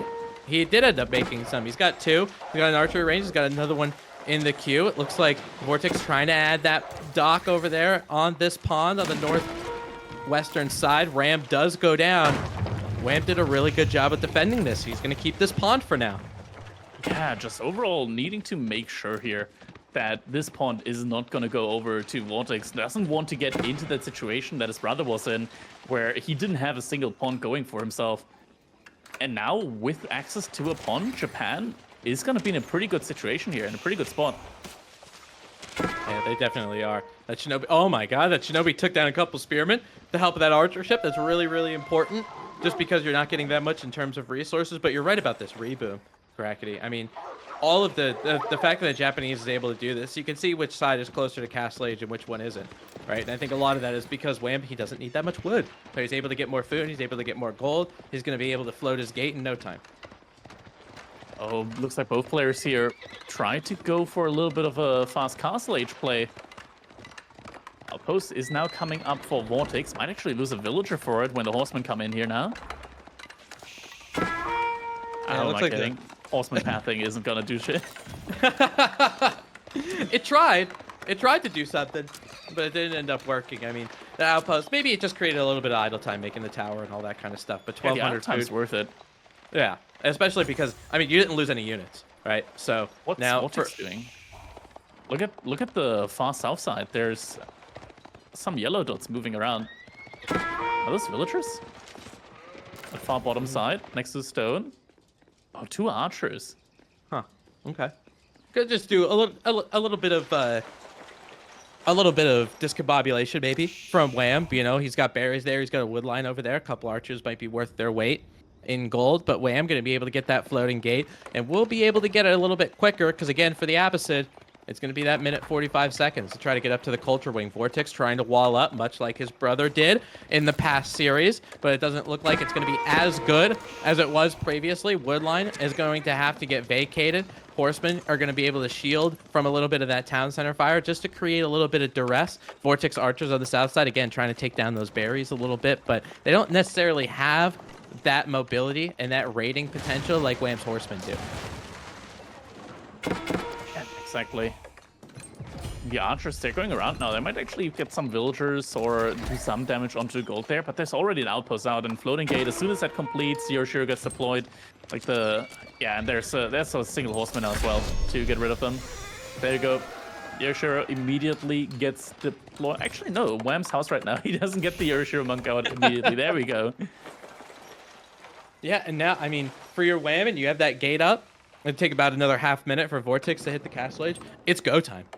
You know, get that Yoshiro in the stable, which is exactly what he does. He's going to get these mounted samurai. He has some horsemen here just to make sure that there's some kind of hole in the wall, and that's prime time for those mounted samurai to get in there. I feel like Wham, obviously, compared to this last series, Wham is handling this a lot better. If he can do a lot of damage with some of those mounted samurai, kill some villagers, he's going to be in a great spot. Yeah, the issue I see right now, though, is VortiX. He's aging up with enough resource to pretty much age up again. If he has enough production, he can definitely keep up with this. And look at that, immediately queues up 6 knights. I would have expected knights as well as some crossbows. No crossbows coming out yet, though. He does have the archer range for that. I was expecting some... Restock? But just like, look at the amount of knights he's able to queue up. And now he's got 4 stables. And is going to be adding a blacksmith. He is getting preservation and knowledge, so making sure you're writing stuff down as the Opposite Dynasty. You're going to be able to get those technologies a little bit quicker. Mounted Samurai going to vacate that wood line over on the south side. But again, no villagers are going down. So he's creating a little bit of idle time, but he's not doing that power of devastation that we really need the Japanese to do in this castle age. Oh, man. We're also getting the Bannerman, the Uma Bannerman coming in right now as well for the Japanese. It's going to be a lot of additional damage there for these mounted samurai. Uma Bannerman is also incredibly tanky. He has like 270-ish health in, 270 health in Castle Age. That's a lot more health than a normal knight. It's a really strong unit, not just for the aura, right? And Ram, he's trying to get some kind of villager kills, and it looks like he will be able to charge that one villager, and it'll end up going down. But what's really great is, for these mounted samurai, all you got to do is wait a little bit of time. You know, VortiX is trying to get a charge to reset, but I think after 8 seconds, that deflective armor is going to come back in. So it means these raiding units are going to be able to stay alive a little bit longer, which is huge for Wham. He's attacking from every single angle, and now we got a camel rider approaching over there on the western side. That camel rider is going to add some unease in these samurai, no matter how much you're able to deflect. Stealth Forest, VortiX losing track there of the military from Wham. And once again, gold is getting idled out here. Behind this, Wham also adding in his own spearman now. Probably with the Yoshiro as well inside of it. So spearman will be coming out super, super quickly here. And right now, military 28-18. Favoring Wham. Yeah, it is favoring Wham, but I feel like a lot of those units are spearmen that are rather cheap. right? They're rather inexpensive, whereas VortiX, he's adding a couple Camel Riders, which is going to help him out a little bit. Wham going to be losing some of these mounted Samurai, probably not at a time when he necessarily wanted to. He could have used those 3 or 4 mounted Samurai in upcoming battles, but then when you see some of these Camel Riders here from VortiX, when you're Wham, it's very difficult because it seems like for people that play Japanese, you really don't want to make Yumi, I feel like. Yeah, and in most situations, it just doesn't feel good, especially when you're up against the Abbasid with the military wing, right? Like, they can just get composite bows, and their archers are just not just superior baseline, but superior on a whole nother level. Mounted Samurai here, not taking the greatest fight, again, but the Knights are pretty weak. I mean, these are battles we see Wham did that. That was the second time that we saw Wham do that. It looks like 4 or 5 mounted Samurai ended up going down, and it's something that once you get into a battle, once you get into an engagement, it's probably something that you might want. VortiX making an army composition change, adding some archery ranges. We'll be adding some archers. We're going to get veteran archers here as well. Now Wham is able to see it, so maybe he might think about getting some different units, but his spearmen are of the castellated variety. They can take a little bit of those arrow hits, and it looks like they will be with one Lancer from the Abbasid dynasty ending up going down. That wolf really doesn't want that religious artifact to go in the hands of the Japanese, and that Shinto priest just said his last prayer. Yeah, that wolf, that was personal. That was just straight up personal between the wolf and that monk. VortiX is going to be able to secure one of the relics here. Wham's going to have to be a little bit careful there. Actually gets a camel answer for his trouble. Okay, he's going to lose the spear, so unfortunately. Yeah, veterancy is now in for VortiX's archer as well, so they will do a lot more damage. Spriggle placement is in the outpost, and that's not really something that VortiX really wants to fight with right now. No, they definitely don't. It looks like VortiX was trying to hide that relic and keep it for safekeeping. A little bit of a wolo from the Abbasid dynasty on that wood line, trying to make sure the villagers end up becoming safe, and they do. Looks like some of the other villagers from the Abbasid on the eastern side have to run for their lives for just a little bit. Military count continuing to stay high for the Japanese player. It's 41 to 30. Some spearmen trying to take down the dock, but end up going in an opposite direction. A lot of these mounted samurai looking for villagers to go at, but for the Abbasid dynasty, a lot of their stuff is on water, right? They have a lot of their food economy. Their wood line is kind of difficult to get a handle on, so, you know, the ability for Wham to actually do some raiding not really helping out too much. Trying to get rid of this outpost with the Springwold in placement. Just having those 3 or 4 camels. I feel like this is really, they're becoming an MVP of this fight. Yeah, both players right now, they really want to have access to those berries. Wham started off with that house in the middle. So he's been on the berries for a while, and now VortiX says, nah, Mother said playtime's over. We gotta switch now. Villagers from the wood line already evacuated. Mounted Samurai from VortiX won't find any value there. And Wham is now also switching into Samurai. Just normal Samurai. Samurai with no horse. Yeah, they're gonna start leaving the horses at home. And that makes sense, just because of the fact that these camel riders exist. For the Japanese now, I always see this a lot, because when you get to Castle Age, you get to Mounted Samurai, because pound for pound, that's the best use out of your Yoroshiver, right? It's the best use of popping it into that stable or any other military production building. But now as you start to creep up in the villager count, once you start to creep up in that villager count, it just means you're going to be able to spam out of a lot of barracks. So we're going to see this end stage kind of Japanese spam where we got some spearmen, we got some samurai. Maybe he adds a couple Onabugishas here as well, because everybody loves a good Onabugisha. No ranged blacksmith upgrades at all yet for VortiX, so the samurai, they're not going to take a lot of damage here from these archers, not at all. And now Wham, he's just pushing in. That's a lot of vital time. Wow. Look at how many villagers had to leave out of those berries, because for the rest of the map, I mean, there's a deer pack that's over there on the western side, but it doesn't look predominantly safe.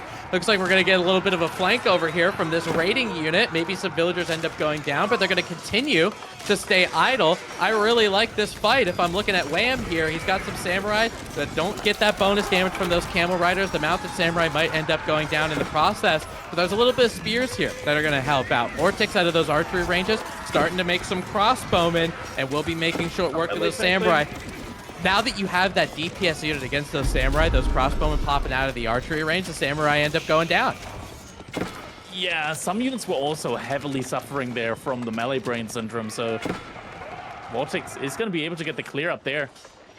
Wham, still having a lot of military. Yeah, I didn't expect that fight to go so well for VortiX, actually. I did not either. Definitely. I thought that could have been a game ender for Wham, but he still has an economic lead, right? So he's going to be able to produce a lot. And again, out of these barracks, he's just streaming samurai. I mean, he saw predominantly archers, and he saw some of these camo riders, but now that VortiX is starting to add crossbowmen, maybe we add something else along with these samurai. I don't know if the crossbowman math is enough, though. He's got about 7 in total. Wham is going to be adding some siege superiority, adding a mangonel as well, trying to take a hit on some of those archers, and that's a pretty good hit, actually. Yeah, suddenly the front line is kind of falling here for VortiX, and with the mangonel, he has an answer to the range units as well. As to be careful, the villagers are making a move for it. Nope, they think twice about it. Again, these are more worker kills for Wham, right? I mean, economic count now, 81 to 64. More of them are going down. VortiX is like, I don't have food. I don't have this game. He taps out. Was there another raid on the gold? I don't think it was quite early enough for VortiX to call this one. But yeah, GG gets called. And with that, Wham is going to find himself in the lead. Yeah, I love that switch from Wham trying to go into Samurai. You know, his ability to pump Samurai out was so much better than the ability for VortiX to pump out Crossbowman. And I think just because VortiX was struggling, I mean, obviously, you know, he was able to have on his pond, he was able to get some of those deep water fish. It just didn't end up being enough. He had to allocate a lot of villagers on those berry packs that were forward, and he just didn't have the map control. All right. An interesting result, lads, because all of a sudden, Wham, looking to kind of break the cycle here, finds himself on match point first, but we're not done yet. Potentially 2 more games ahead of us. But let's look back at what's happened in the last 3. An interesting opening game actually coming out there, Crackety on Gorge. I feel like looking back at that game, I can't tell if it was just Wham playing incredibly well or if this is just the absurdity of the Malians. But that hold and then fold, I feel like we see that a lot from Malians, and they almost feel like one of maybe 2 or 3 civs that are even capable of that type of feat. Yeah, I mean, for the Malians, right? Like, it's getting to that point where the cattle are in, and after that, you just gotta hold. As long as your opponent isn't gonna be on 2 TC, you're fine just being in the defensive. If your opponent is on 2 TC, then they're not in a position anyways to really deny your cow boom or really put on immediate aggression onto you. And it was kind of like that situation, right? Like, sure, VortiX had a really good game plan going for him there. He had all the relics, he had sacred sites, had a ton of units, started off with the siege. But I think he kind of rushed it in at one point a little bit too much. If he just went for like a second Manjanique and really just take down the cattle ranchers, take them down immediately, I think with the timing that he had, he could have actually been in a position to take down like 2 cattle ranches and deny a majority of the food income there from Wham. Now, that's interesting to think about, right? VortiX, just historically one of the most aggressive players we've seen in the history of Age of Empires 4. Begs the question, Tim, going forward into King of the Hill, is that going to be something that can be seen as an advantage or a disadvantage? You know, that's a really good question, KP, and I'm kind of looking at how important this game is. You know, it's a rather monumental game for not only because there's a hill and we're going to be crowning a king on it, but because of taking a look at Game 5 and some of the civilization matchups that can happen on Game 5. You know, we have Rus and Mongols for VortiX, and then we have Jeanne d'Arc and French for Wham. Looking pretty good. If you're VortiX, it's looking pretty good for game number 5. So in this one, you know, I want to pitch a question to Crackety here while I have the floor. The ability for the Ottomans, because Ottomans are not something that I've seen on ranked ladder a lot. Probably because they got nerfed. You know, a lot of the people in my elo, they're like, well, they got nerfed, they're bad now. And you know, we don't, you know how Diamond goes. We don't really understand the game that well. But with Ottomans going up against Delhi, Ottomans used to really kick Delhi just because of their ability to actually, they're able to get their blacksmiths up and get their military schools, and they're able to do it rather quickly. They had the vizier point in order to get them and propel them to try to get a meter. With the little bit of nerfs that the Ottomans had in the vizier points going down a little bit, and getting nerfed. They can't necessarily get off the ground in feudal as quickly as they should. Do you still like Ottomans in this matchup, or do you think it's shifted towards the Delhi? I think Ottomans overall, they are favored in if the game gets played a little bit slower. I don't think it's going to be played a lot slower here. Imagine if the vizier points come in a little bit quicker, and you're getting the Janissary vizier point. Ghazi Raiders are some of the strongest cavalry units next to the Sipahi in feudal age, of course. And having those Janissaries in there, they got insane attack speed. Pretty much every single volley, every second, a Ghazi Raider dies. And in the slow game, I think Ottomans are superior. However, in the fast game, with the time pressure, I think Delhi can really be a little bit of oppressive here against the Ottomans.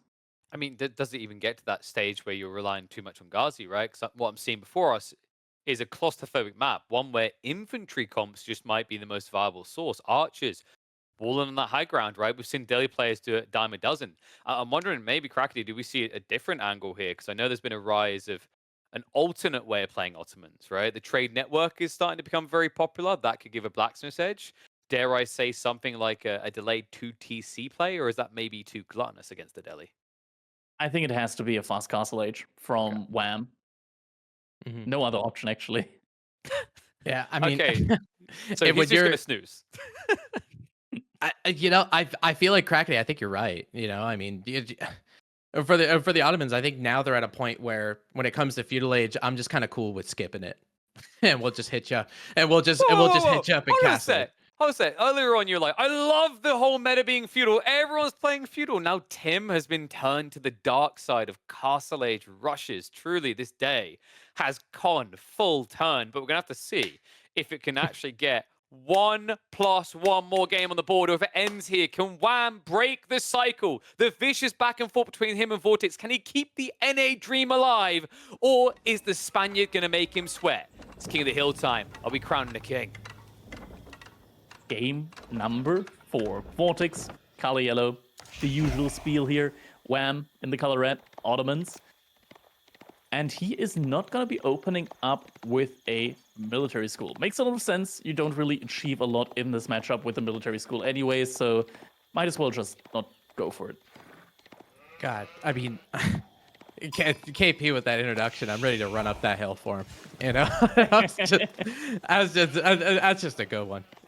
But you're exactly right with military school in the Ottomans, because you're thinking about, you get that spearman out. It's probably about 2 minutes in there, right? You get the spearman out there. It probably takes about 2:45. VortiX already has the gold that he needs to age up. What's the point, right? So you're probably not going to be getting too much in that regard. And I think for the Ottomans, it really is. It could slow you down. When you're thinking about doing stuff like getting a fast castle time. I know sometimes you see a military school, sometimes you don't. But if you're looking to try to get that fast castle time, you kind of just want to get there as fast as possible. But Delhi, I mean, we know how Sanctity works. We know how Sanctity exists, and you're going to be able to take that sacred site rather quickly. And it could be to a point, depending on how VortiX does his build, it could be to the point where 7 minutes in, and you already have a scholar trying to cap that thing. All of a sudden, there's 10 minutes left of the game. Yeah, that's true. I mean, VortiX, he does know Delhi's ins and outs, and he will find the most optimal way of getting Sanctity in and get just that immense timing here. Oh, VortiX, be careful. Yeah, okay, he does realize. Don't want to run that scout into the TC. Awkward woodline there would have forced it to happen that way. And actually, looking at the spawn, we do have one of like those a little bit more closed off spawns here for King of the Hill. So there are cliffs in between the players and the actual sacred site in the middle. And it is indeed going to be Sultanahi Trade Network.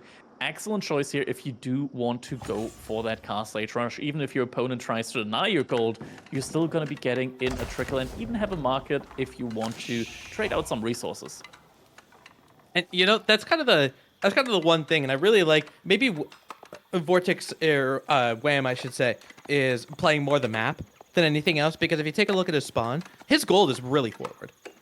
It's like as close to VorTX's starting town center as it possibly could be for this map. So if you have something like Sultani Trade Network and you're making sure you're getting your gold that way instead of that forward gold, which could be a very devastating area for some of your villagers if they choose to mine in that area, could be rather beneficial for you too. Maybe Wham will prove us wrong. He is now gathering up some stones, so might be a little bit more of a feudal age play after all here from him. And if he does, it's kind of interesting, all right, with the Sultani Trade Network, because you're thinking about the other landmark that we haven't talked about, the Twin Minaret, just making sure that you're getting those berry bushes and the rather effective food gathering. It just means it translates to more military units going forward. With the gold, not so much, right? With the gold, not so much. So we'll see if he ends up. Maybe he just wants to get a little bit of military, at least, you know, to kind of disrupt Delhi a little bit. Not necessarily to win the game with it, but just don't let Delhi just run all over the map. I feel like if he wanted to do that, he would still have at least a couple of villagers over on gold. Like, not even having villagers on gold right now in order to get any of the economic upgrades just kind of tells me, okay, he wants to get units out ASAP. And it's going to be that 2 military school build here from the Ottomans, and probably followed immediately with some more production buildings as well. Yeah, I mean, more wood. For how much wood that he's gathering, right? I think one of the important things, just because, honestly, this is kind of a refresher for me because of how infrequently I see the Ottomans anymore. All of their production buildings, their blacksmith, archery ranges, stables, all that kind of stuff, it's 100 wood, right? So you still need a decent amount of wood to get all of these buildings, your blacksmith, all of that kind of stuff, and your military schools take a decent amount of wood, but you know, you have a little bit of a leeway while you're trying to get them, which is very beneficial. And I think right now Wham's main game plan is he wants to deny that immediate sacred site capturing here from VortiX. So yeah, Zapahi is going to be the name of the game here from him. Also, we do see that Ghazi Raiders are going to be on the menu for VortiX. Usually, Delhi, they like to, or at most, they like to go for Ghazi Raider Intermediate Archer here. I think in this situation, he has to go for Ghazi Raider and some Spearmen, just in order to really make sure that he can go for the play with the Sacred Site as early as possible.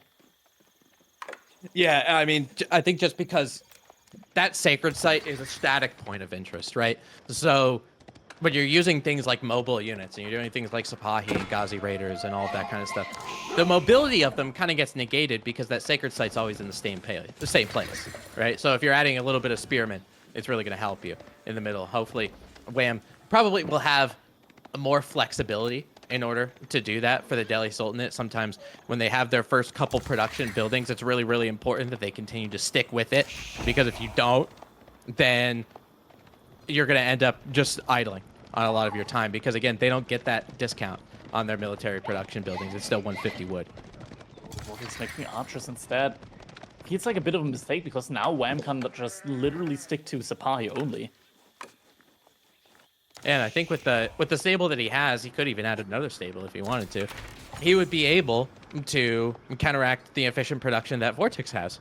All right, it's a stable that is producing well, obviously, but having those military schools and Ottoman's own stable, is that enough? I think it might be.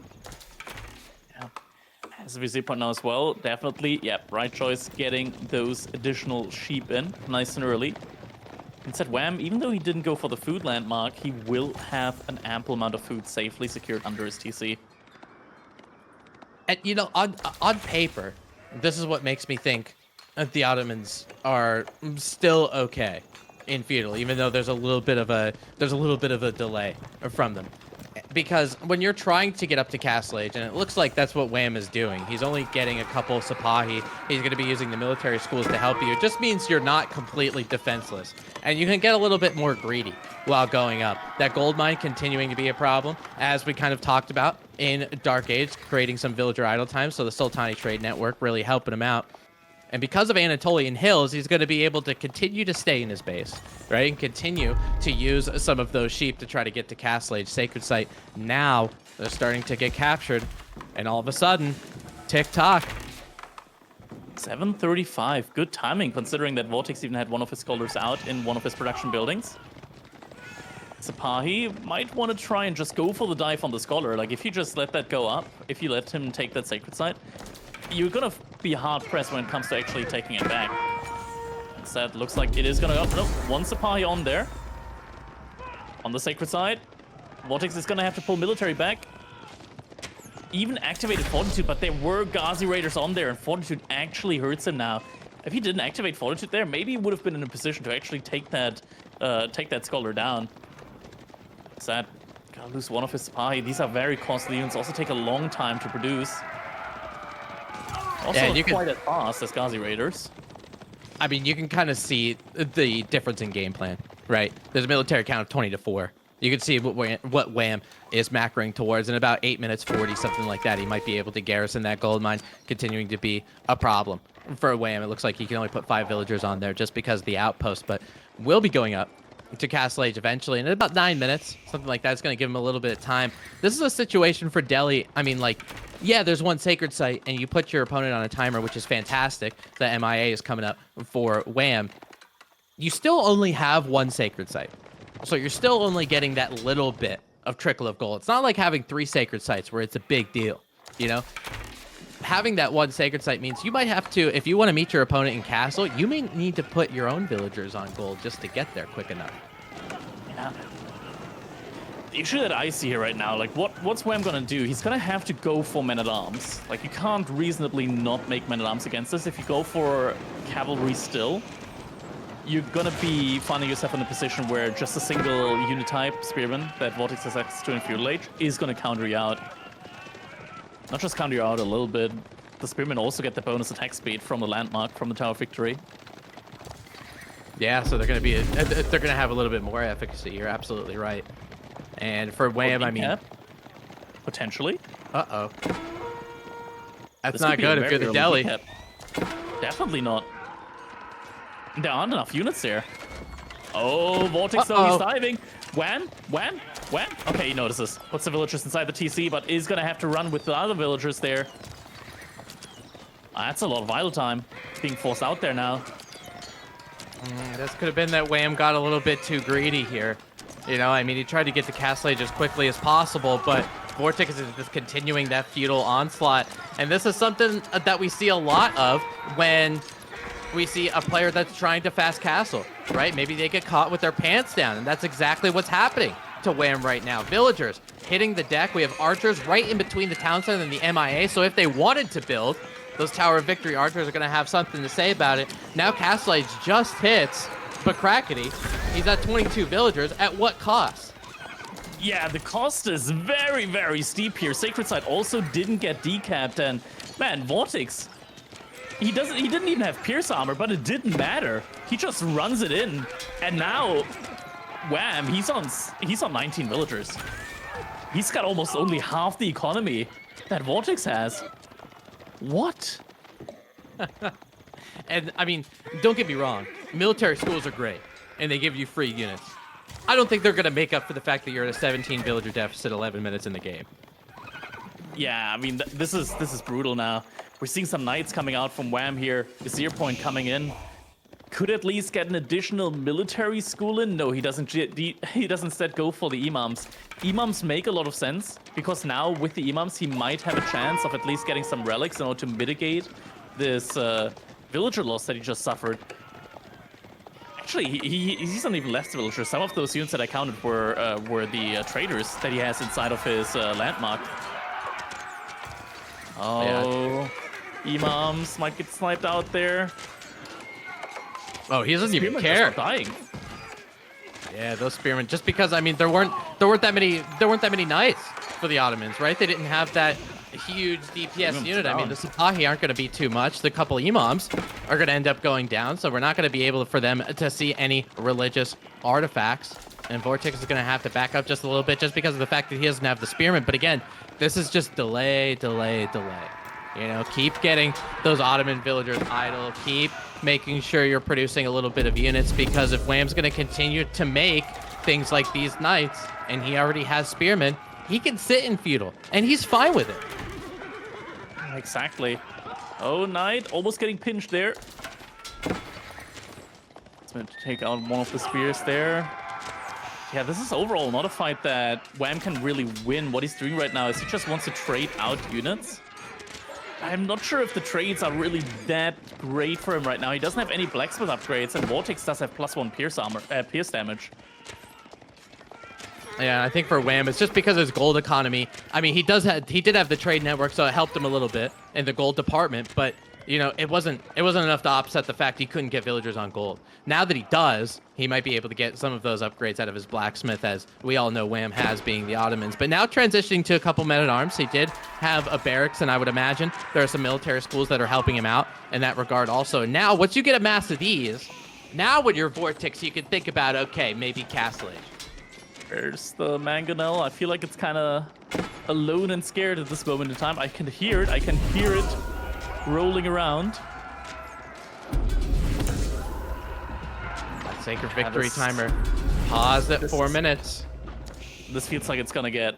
Yeah, VortiX about to click up to Castle Age as well, while having the military lead here, while having a gigantuan economy lead now. 23 villagers what he killed, and now Compound of Defender is gonna be coming in, and...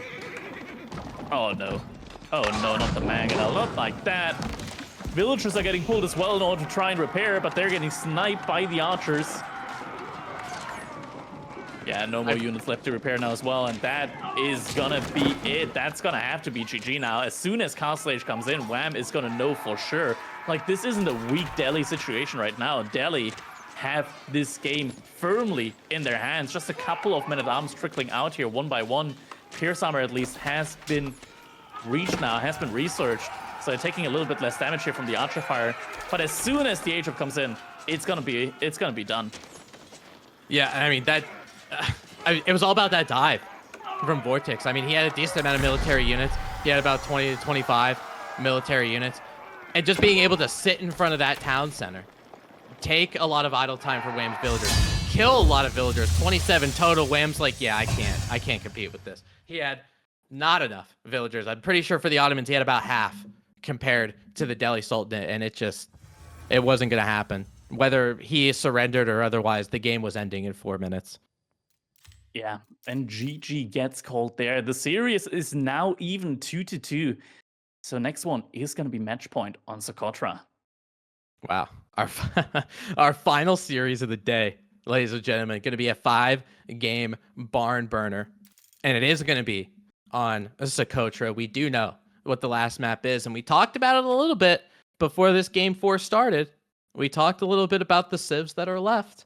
And I think VortiX has a pretty reasonable draft coming up here, and it will be the Rus as VortiX and Jeanne d'Arc as Wham, probably my 2 favorite civs, going to be going toe-to-toe. And we're going to see if Wham is going to be able to pull out that game 5, halt that momentum, maybe not the best matchup for him, or is VortiX going to shut this series down? I'm looking at this and I'm just thinking, so you put the Kremlin in the middle next to the boar, and you see everything. You see absolutely everything. The line of sight on that Kremlin is going to be absolutely enormous. Wham, he's going to have Jeanne d'Arc. Is that going to be enough for him, though, to deal with this? There's less deer than on normal maps, I want to say, here on Socotra. So at least, like, there's not going to be that much bounty, but there are still wolves, that I know for certain. So, yeah, might be actually pretty decent here for Rus. I actually expected Rus to be picked on King of the Hill, but no, it's going to be here on Socotra. It makes the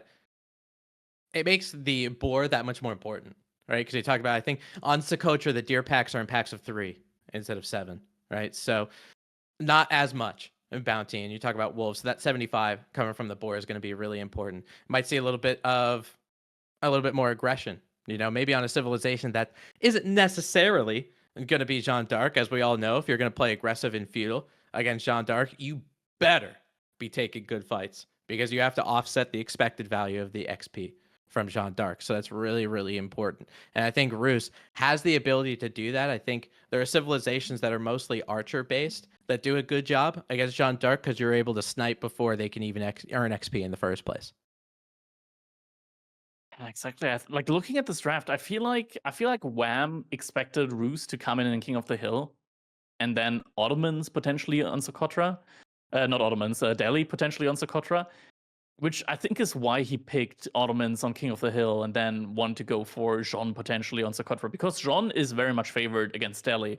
But that is not going to be the case here. Instead, we're going to be seeing Rus on Socotra, and man, it's not a civilization that we see like that often here. I think VortiX kind of anticipated this and kind of read the situation perfectly, going for Rus now on Socotra, which arguably isn't that bad. Like, just thinking about it, having the Kremlin, having that huge defensive landmark opportunity on such a closed-off map like Socotra just gives you so much value.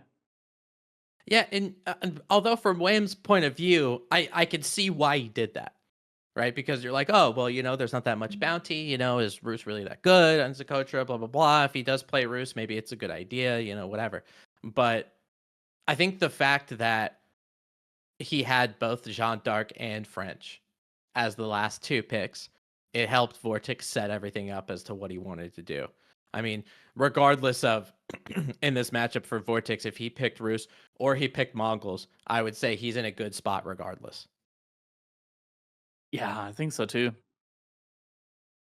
So I think it just kind of depends on, for VortiX, what his comfortability is. I mean, if VortiX is more comfortable on something like a Roos than a Mongols, then he would play Roos instead. But usually, if I'm playing Roos and I see Jean d'Arc around the other side, I'm feeling pretty good about it. Yeah, I'm wondering here what exactly JD's game plan is going to be, because you don't have a ton of raiding opportunities here on this map. Granted, at one point, you will have to move out onto Deer, onto the Boar. The thing is, Kremlin will be able to protect at least one of those spots, either the Boar or a Deer pack, for sure. And yeah, it's going to be tough. Like, JD is going to have to really choose her battles wisely there. One wrong move, if you end up under the Kremlin, the castle turrets upgrade that comes in for free is definitely going to make mincemeat out of your knights. Yeah, it hits like a truck. I mean, the Kremlin, if you're garrisoning 8 villagers around it, and I think what's really important too is for the Roos, if JT's trying to get offensive against you, right? And you're picking a different side from the Kremlin, you picked a good spot, you're able to kind of disrupt some kind of enemy units or whatever, using the militia for the Roos as a Kremlin. Jean d'Arc doesn't get XP from that. So yeah, that's true. you could use those, you could use those as units, and you don't feel bad losing them. I mean, granted, you usually don't feel bad anyway because they only have a limited time frame, but you don't feel bad if you're losing units in front of Jean d'Arc because you're offsetting a little bit just because of the fact the militia gives 0. I think you want to go Archer Jean in this matchup, actually, because you want to be able to snipe out some weak knights. That makes a lot of sense, and sure, you don't have like that big AOE, which will be useful when it comes to like spear wars if both players go for like knights and spears. But I think you can't really achieve a lot with knights and spears anyways when the Kremlin is up. The question is gonna be, where is it gonna be going up? And we'll see in just a little bit. Wham versus VortiX here on Socotra, and what do we have here? It's gonna be an early board play from Wham, and dude, this actually makes a ton of sense. You tank that up a little bit with the scout. Now you can tank with JD. JD has a ton of health. You get an outpost up here in the middle, forward there. You're gonna make sure that your opponent can't go for the Kremlin on the board. And there is only one board, by the way. And it's gone. Wham took it. It's really good. I really like that play. Yeah. Pretty good idea. Yeah. You get Dark a little XP, make sure Roos doesn't get the 75 bounty. They're going to be trying to get some scraps over here with some of these deer packs, which could be beneficial for you as well. Yeah, this is pretty good. I'm thoroughly impressed by Wham right now. Some very good like on-the-fly decision-making here from him. Question's going to be, where's he going to put his H up then? Because Jean is now very far forward. Is he going to pull Jean all the way back then? Second scout for VortiX, but overall, I don't think the bounty is gonna be that amazing here for him. I think maybe he gets to like 200. I don't think he's got. Actually, that's a lot of wolves. That's a lot of wolves. That's a lot of wolves. There's 4 wolves on one screen. 5 wolves on one screen. All right, get out of here. Okay, never mind. VortiX is gonna reach 250 easily. No two ways about it. Oh my god, there's a whole pack of them. Usually wolves travel in packs, so I guess I kind of get it, with 5 of them and being there around that sacred site. So now, yeah, you're exactly right. I mean, with 5... Another wolf. Oh my god. And another wolf. And another wolf. Oh my god. This is unbelievable. Those are pretty expensive pelts there, my friend. I was gonna be close to 300. It's gonna be absolutely huge here for VortiX. He's gonna get so much gold out of that one. And because Wham only went for a single scout, he doesn't really have any means to deny that. Yeah, just looking at VortiX gold right now, he's already got like 300 gold, and Kremlin is going to be coming in slightly forward. And actually, the Kremlin is in a position to protect any food resources at all. That's kind of scary. Yeah, it's kind of a weird Kremlin spot. You know, I would think maybe a little bit more. I don't know if I'm in a place to even talk about Kremlin placement. If you watch my Roost gameplay, but on the western side, there's some deer packs that are there. There's some gold that could be relatively safe for you. You know, being at that Kremlin a little bit forward, yeah, it gets some of that wood line, which is beneficial. But you could really make kind of a proxy base over here with that Kremlin if you were going to try to take down some of the gold and whatever. But because VortiX put it there, you know, by the stone, by the wood, is he thinking more 2TC gameplay, like stereotypical Roos? I would assume so. I would assume that he just goes 2TC and tries to like take the deer. I'm not sure if I like that though. I'm not sure if I like the position that he puts himself in with that. I'm gonna say I'm not an immediate fan of that because the Kremlin likely isn't gonna be in range of that second TC as well, and you're kind of putting a target on yourself when you're playing against John like that, because that second TC is gonna get targeted 100%. Oh yeah, and I mean for Roost, they usually go more in the greedy sense of trying to get some of those, right? That School of Cavalry, you did talk about Jean walking all the way back. Didn't go all the way back, but at least was able to get a couple of them. I think those wolves are all gone. Wham did snipe one or two of them. Yet. Yeah, I thought he was going to be at like 300. Wham must have denied just the crucial amount of wolves in order to stop VortiX from reaching that 250 mark. All right. Yeah, I think it was all calculated. Look at what Wham's doing as far as his macro. He's got 5 on stone. It looks like he's going to meet him in 2 town center land. Okay. Sure. Why? I feel like I don't know, you're already in a bad matchup, right? Like, you're already in a bad matchup.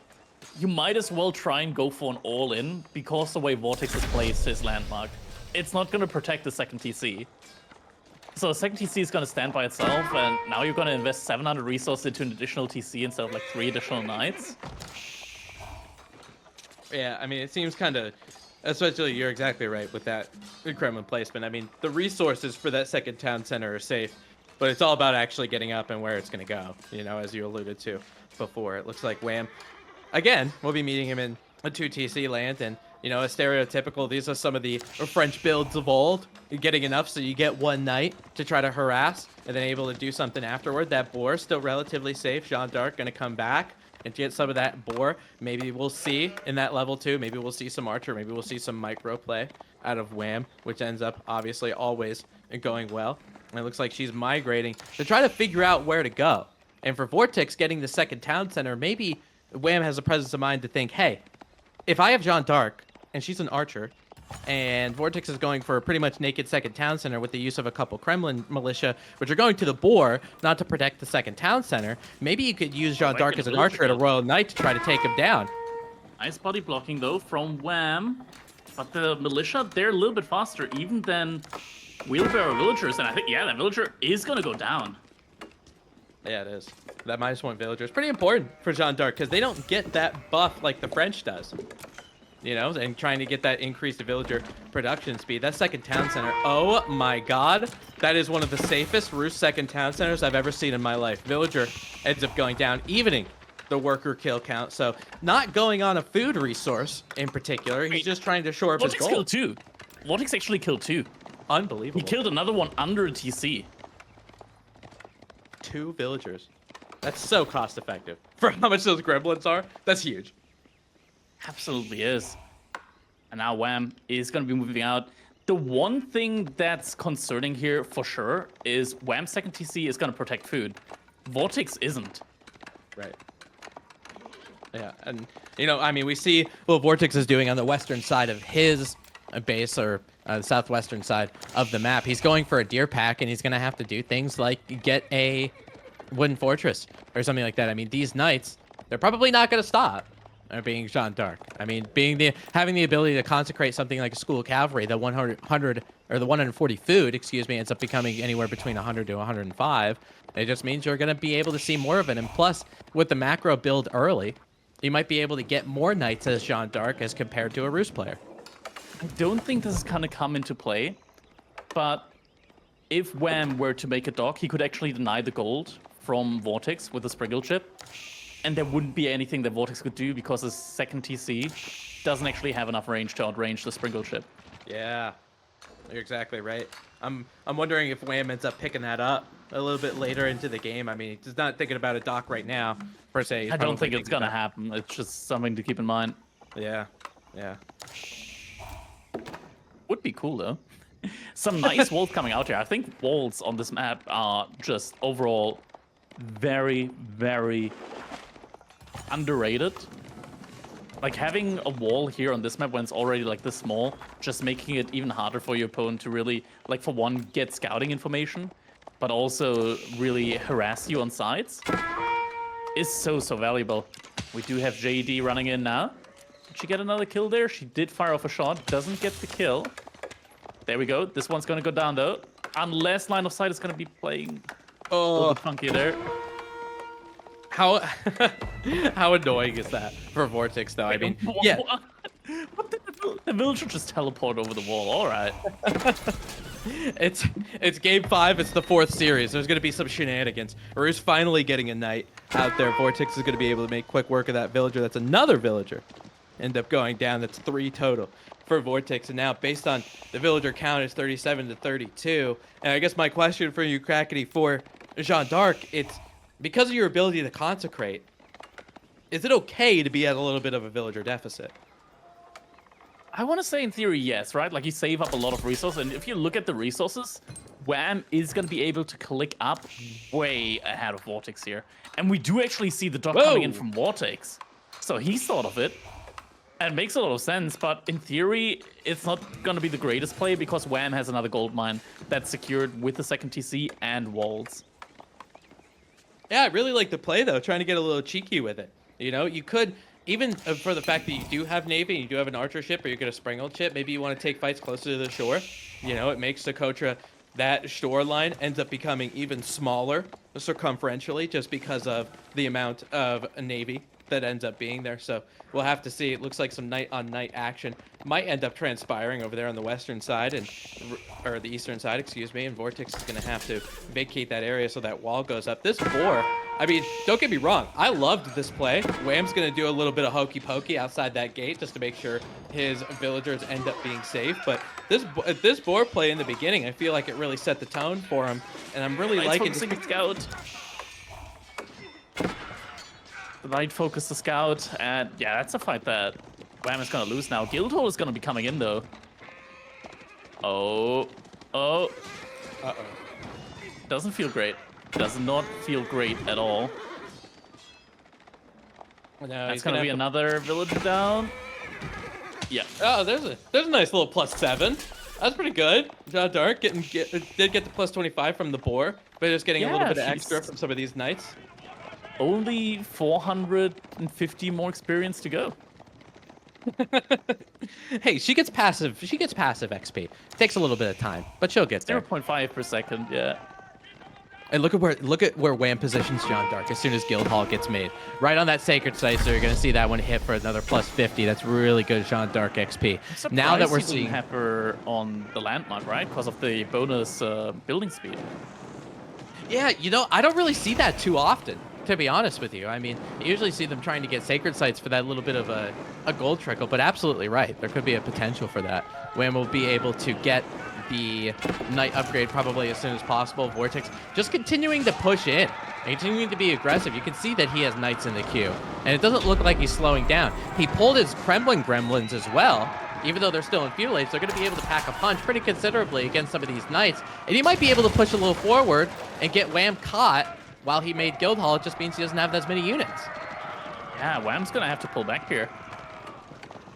At least going to have to evacuate some of his villagers. Lots of villagers inside the TC right now. 7 in there. And a lot more on the run. Wham is going to spot those out. Archer ship is going to try and get some cheeky shots in there as well. Doesn't end up getting them. Veterancy on the Knights has just come in. Additional stable is going up. And now the main TC is going to help. And yeah, Wham should be able to repel that for the time being. That mining camp is brave. Yeah, I don't think you should go for that if your opponent has water. Oh, Knights. more villagers are going to end up going down. Only 7 in that spot. So those 3 or 4 that are on the deer, if VortiX sees it, doesn't look like he does. And ends up vacating a little bit the south. Economic count for Roost, though, still a little bit better. 57 to 47. You can see the changes in economy. And I think what I really liked for VortiX using those militia is the only thing it did was buy him time, right? He's trying to macro to castle. He wasn't anywhere near it. But now that he created and made some initiative and had Wham fighting all the way in the back of his base, it just means VortiX can get to Castle Age and might be able to get it a little more smoothly. Second Sacred Site is not getting captured by JD. Standing in the middle for the time being, and we are seeing a little switch up into Arbaletria now. And I think when you're playing against a night civilization like Rus, I mean, obviously some Arbaletria are really going to help you out to try to snipe them out. I'm curious to see what VortiX goes afterward. I mean, he's adding some Spearmen, which is going to help him, to try to stop some of these night raids. Number one, it might help him against Arbaletria, but with Gambesons, it's going to be very difficult. That high trade house, I'm curious to see. What do you think he goes in Castle? I mean, probably also has to go for crossbows, right? Like, you can't just let those Arbaletria be on their own. You need crossbows to play against that as well. Crossbows, some siege. Looks like Wham tried to gather up some gold there. Mining camp did get built, but yeah, it will have to go on over to that side. Something just got placed by VortiX next to wall. I think it's probably an outpost. Spearman means that VortiX Wham isn't going to really be able to take these fights now, even though Castle Age only has just come in for VortiX. He's also already started doing a little bit of a farm transition here. Yeah, Trade house is going to be getting in. I'm going to guess 120. Oh, that's a good guess. I guess maybe I would have said 130. So you're pretty much on top. But I'll say just because he hit 250 bounty, I'll say it's a $136. We're seeing a little bit, but for the time being, VortiX, he's knocking on the front door. Siege Worship actually has been put down by Wham, but there's no siege on the horizon yet. Knights on Knights trading out. Veterans the Royal Knights, but Wham is trying to protect his Arbaletria, and VortiX just gunning it for him. Yeah, he was trying to protect his Arbaletria. He's using the choke points here on the eastern side and the western side, but Wham just doesn't have enough units. Jeanne d'Arc is going absolutely down. My baby girl, that's number one. That Jeanne d'Arc is going to be hitting the deck. We'll take 250 gold to get her back. I'm curious to see if he actually ends up buying, but there's a lot of resources. She's about to level up. He has to buy her back. She's about to level up.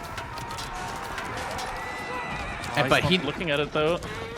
But that's the thing, Craig. He needs units, right? He doesn't want to use the gold to try to buy her back. He just wants to get as many units as possible. He needs her. Like, she's units. She is units. But at the same time, from the other side, villagers went down. Wham just lost another 9 villagers there. And he's struggling. He is struggling heavily when it comes to dealing with this aggression. The militia that just popped out. Still a lot more knights in queue. And where's Jeanne? Jeanne is needed right now. There she is. Jeanne is coming out. Just needs like one more kill in order to be able to level up. There we go. Level up should be coming in now. And there we go. Jeanne has leveled up. Needs to summon units now. Gets a nice little shot in there. Villagers, they're going to have to evacuate. Champions are coming in. It's going to be enough though. Jeanne, she's standing still. Gets taken down. And Arm's doing a great job against the Spearman at the very least. And Arbaletria able to pick off reinforcements there for the time being. But yeah, those are very heavy losses. The idle time, just the idle time itself, just gets so much value in here right now. Yeah, this guild hall, it's sitting on a lot of food, which is great. You might want to pull that out at some point, but it just means you can't pull it out to try to get to Imperial. But I think for Wham, Imperial is a very distant memory for him right now. He's trying to use those champions to try to get rid of some of these Spearmen, but just for the sheer mobility of it, Spearmen are becoming more of a raiding unit than anything else. A lot of idle villagers. Economic count 82 to 53. And for VortiX, it's only going to keep going up as long as he keeps this pressure. The military count isn't that much for VortiX. It's only 5-4. But there's one player that can continue to make military, and there's one they can't. Yeah, at least for the foreseeable future. Behind this as well, like VortiX, he does have the farm transition. He does have the farm transition. He's in a very stable position at the moment. We look at the overall resource income. He's sitting at like almost 3k resources per minute. Meanwhile, Wham, he's scrambling to get the 1k.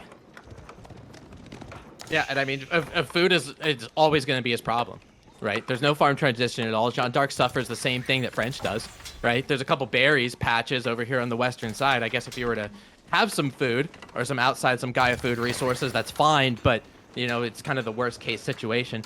And it's not exactly defensible. You don't have that town center to help you out. It's not like Wham has extra villagers to try to get a keep going, or, you know, outposts with stone upgrades or any of that kind of stuff. So wooden fortress on that eastern side for VortiX, just going to try to make sure that he's going to be able to see everything that Jean d'Arc ends up doing, trying to make units. But you saw that military count. It was 5-5, 5-4. The reproducibility of the Ruse player, now it's 26-10. Sean at least is making a comeback, but there's a lot resting on her shoulders right now. I'm not sure if she can really carry this game now in this current state. Wham, he's got a single relic, and looks like he might be able to defend this one relic from the warrior monk that's coming out. That's gonna help out at least a little bit. Oh, look at this switch from VortiX. We're not That's a seeing lot of knights units. anymore. Yeah, but we're not seeing knights anymore. We're seeing horsemen. So Jean d'Arc not going to be able to get those plus 24 out of those knights. And just because Wham is consistently making Arbaletrier, he's going to see all these horsemen and he's going to be like, yeah, I got nothing for this. Indeed, he doesn't have absolutely nothing to really answer to that. Horsemen, they're just going to immediately run onto the Arbaletrier. Not much that Wham can really do about that. Doesn't have +1 damage upgraded yet. And the perfects around the Arbaletrier all going down. Wham, I don't think he can hold that. Now the Mangonel is coming in as well. Villagers running for their lives, getting slaughtered left, right, front, and center. And the entire base from Wham is just getting absolutely swamped right now by the melee units from VortiX. And he doesn't have any place to enter. The bell gets rung! I mean, he's going For how long? He's going to need more than a bell, my friend. I think I heard Jean d'Arc go off again in the distance, and I'm just waiting for that GG to be called. More villagers going down. That's up to almost 40 worker kills, and in a knockdown, drag out 5-game series. VortiX, playing as the Ruse, takes down that pivotal Game 5, sending Wham packing. So VortiX, congratulations for making it to the semifinals. Honestly, Wham, congratulations for putting on one hell of a series. Oh man, and getting confirmation from production, there was 2.5k food in the guild hall at the end of that game. But can the food really save you there? Maybe, but he just didn't have the other resource, the production buildings necessary in order to get an army that can really deal with what VortiX had. Probably was just banking on an Imperial Age, but couldn't quite get it in the end. GG gets called, and VortiX, he's gonna go, as you said, over to the semifinals. I believe if the bracket. Okay. The bracket is going to stick him on the side of Marine Lord, and the pattern continues on. We talked about it before we even got into this, that every time they matched up, the other person takes the result, and we continue that pattern now. But what an insane turn of events from group stage end now to heading into quarterfinals here, Tim, because when we have a look at that bracket, what we're going to see is something that looks reminiscent of, I want to see like a 2022 Final Four, right? Lucifron and VortiX, a lot of questions going into these playoffs. They have turned up. Oh, yeah. I mean, again, for VortiX and Lucifron, like, this is the tournament for them. You know, they're playing on water. They're going to be great in terms of micro, and you saw that through most of them. And now we can see our semifinal brackets here. Marine Lord and VortiX in the semifinals. Beastie and Lucifron in the semifinals. I mean, honestly, you know, we saw how these played out. You know, we saw these played out today with Wham and VortiX, Puppy Paw and Lucifron. Arguably, in my opinion, probably two of the best series that I've seen on EGC in quite some time. You know, and they could have gone either way. You know, if we played those series again tomorrow, maybe we have different stories, right? But for VortiX and Lucifron, they ended up becoming a superior. And I get it. I get why this is the result, and I got to give it up to VortiX and Lucifer. They played lights out today. And I think the interesting thing here, Crackety, is maybe the Lucifer series, you put it down more just water micro gods that they are on these water and water hybrid maps. This one to me felt a bit different. I actually think that game 4 was the spicy detail. VortiX, it felt like a complete bait and switch that threw the rest of this series off for Wham. Yeah, I mean, I talked about it a little bit. I believe that Wham really anticipated Roos to be picked on King of the Hill. Instead, getting the Deli in on King of the Hill means that Socotra, Jean has to face off against Roos because realistically, it wasn't going to be French, to be fair there. And this just suddenly just takes the script and throws it out the window because Jean, in theory, is favored up against the Deli, that Deli mass just feeding Jean's experience bar. And Ottomans can put up a decent fight against the Roos. But in this one situation here, VortiX realizing that and picking Deli on King of the Hill and actually taking the victory there as well. And not just that, kind of showing us how busted Socotra can actually be for Roos. I mean, Tim, I know you're a follower of the way of the Roos boys, but maybe Bounty needs to be tuned back a little bit on this particular map? No. You want more? It seemed fine. Do you have any other questions? Yeah, we got the 4 boars, right? Yeah, and then maybe like 20 wolves. Bring the dire wolf mod in. Like, why stop? Yeah. I want to be as many wolves as trees. How about that? As long as they just come straight for your base like a zombie apocalypse, I'm game for that. Right? All of a sudden, we're not AOE IV anymore. They are billions. But no, an incredible day of Age of Empires 4 action. I think, 1 or 2 of the series, maybe they had a little bit of a stompy feel to them. But overall, I think at the end of the day, what we kind of saw here is how tight the top players still are, right? I think going into this Crackly, a lot of people genuinely thought Puppy Paw and Wham were podium or borderline podium. Instead, the storyline switches to the old school bros here completely.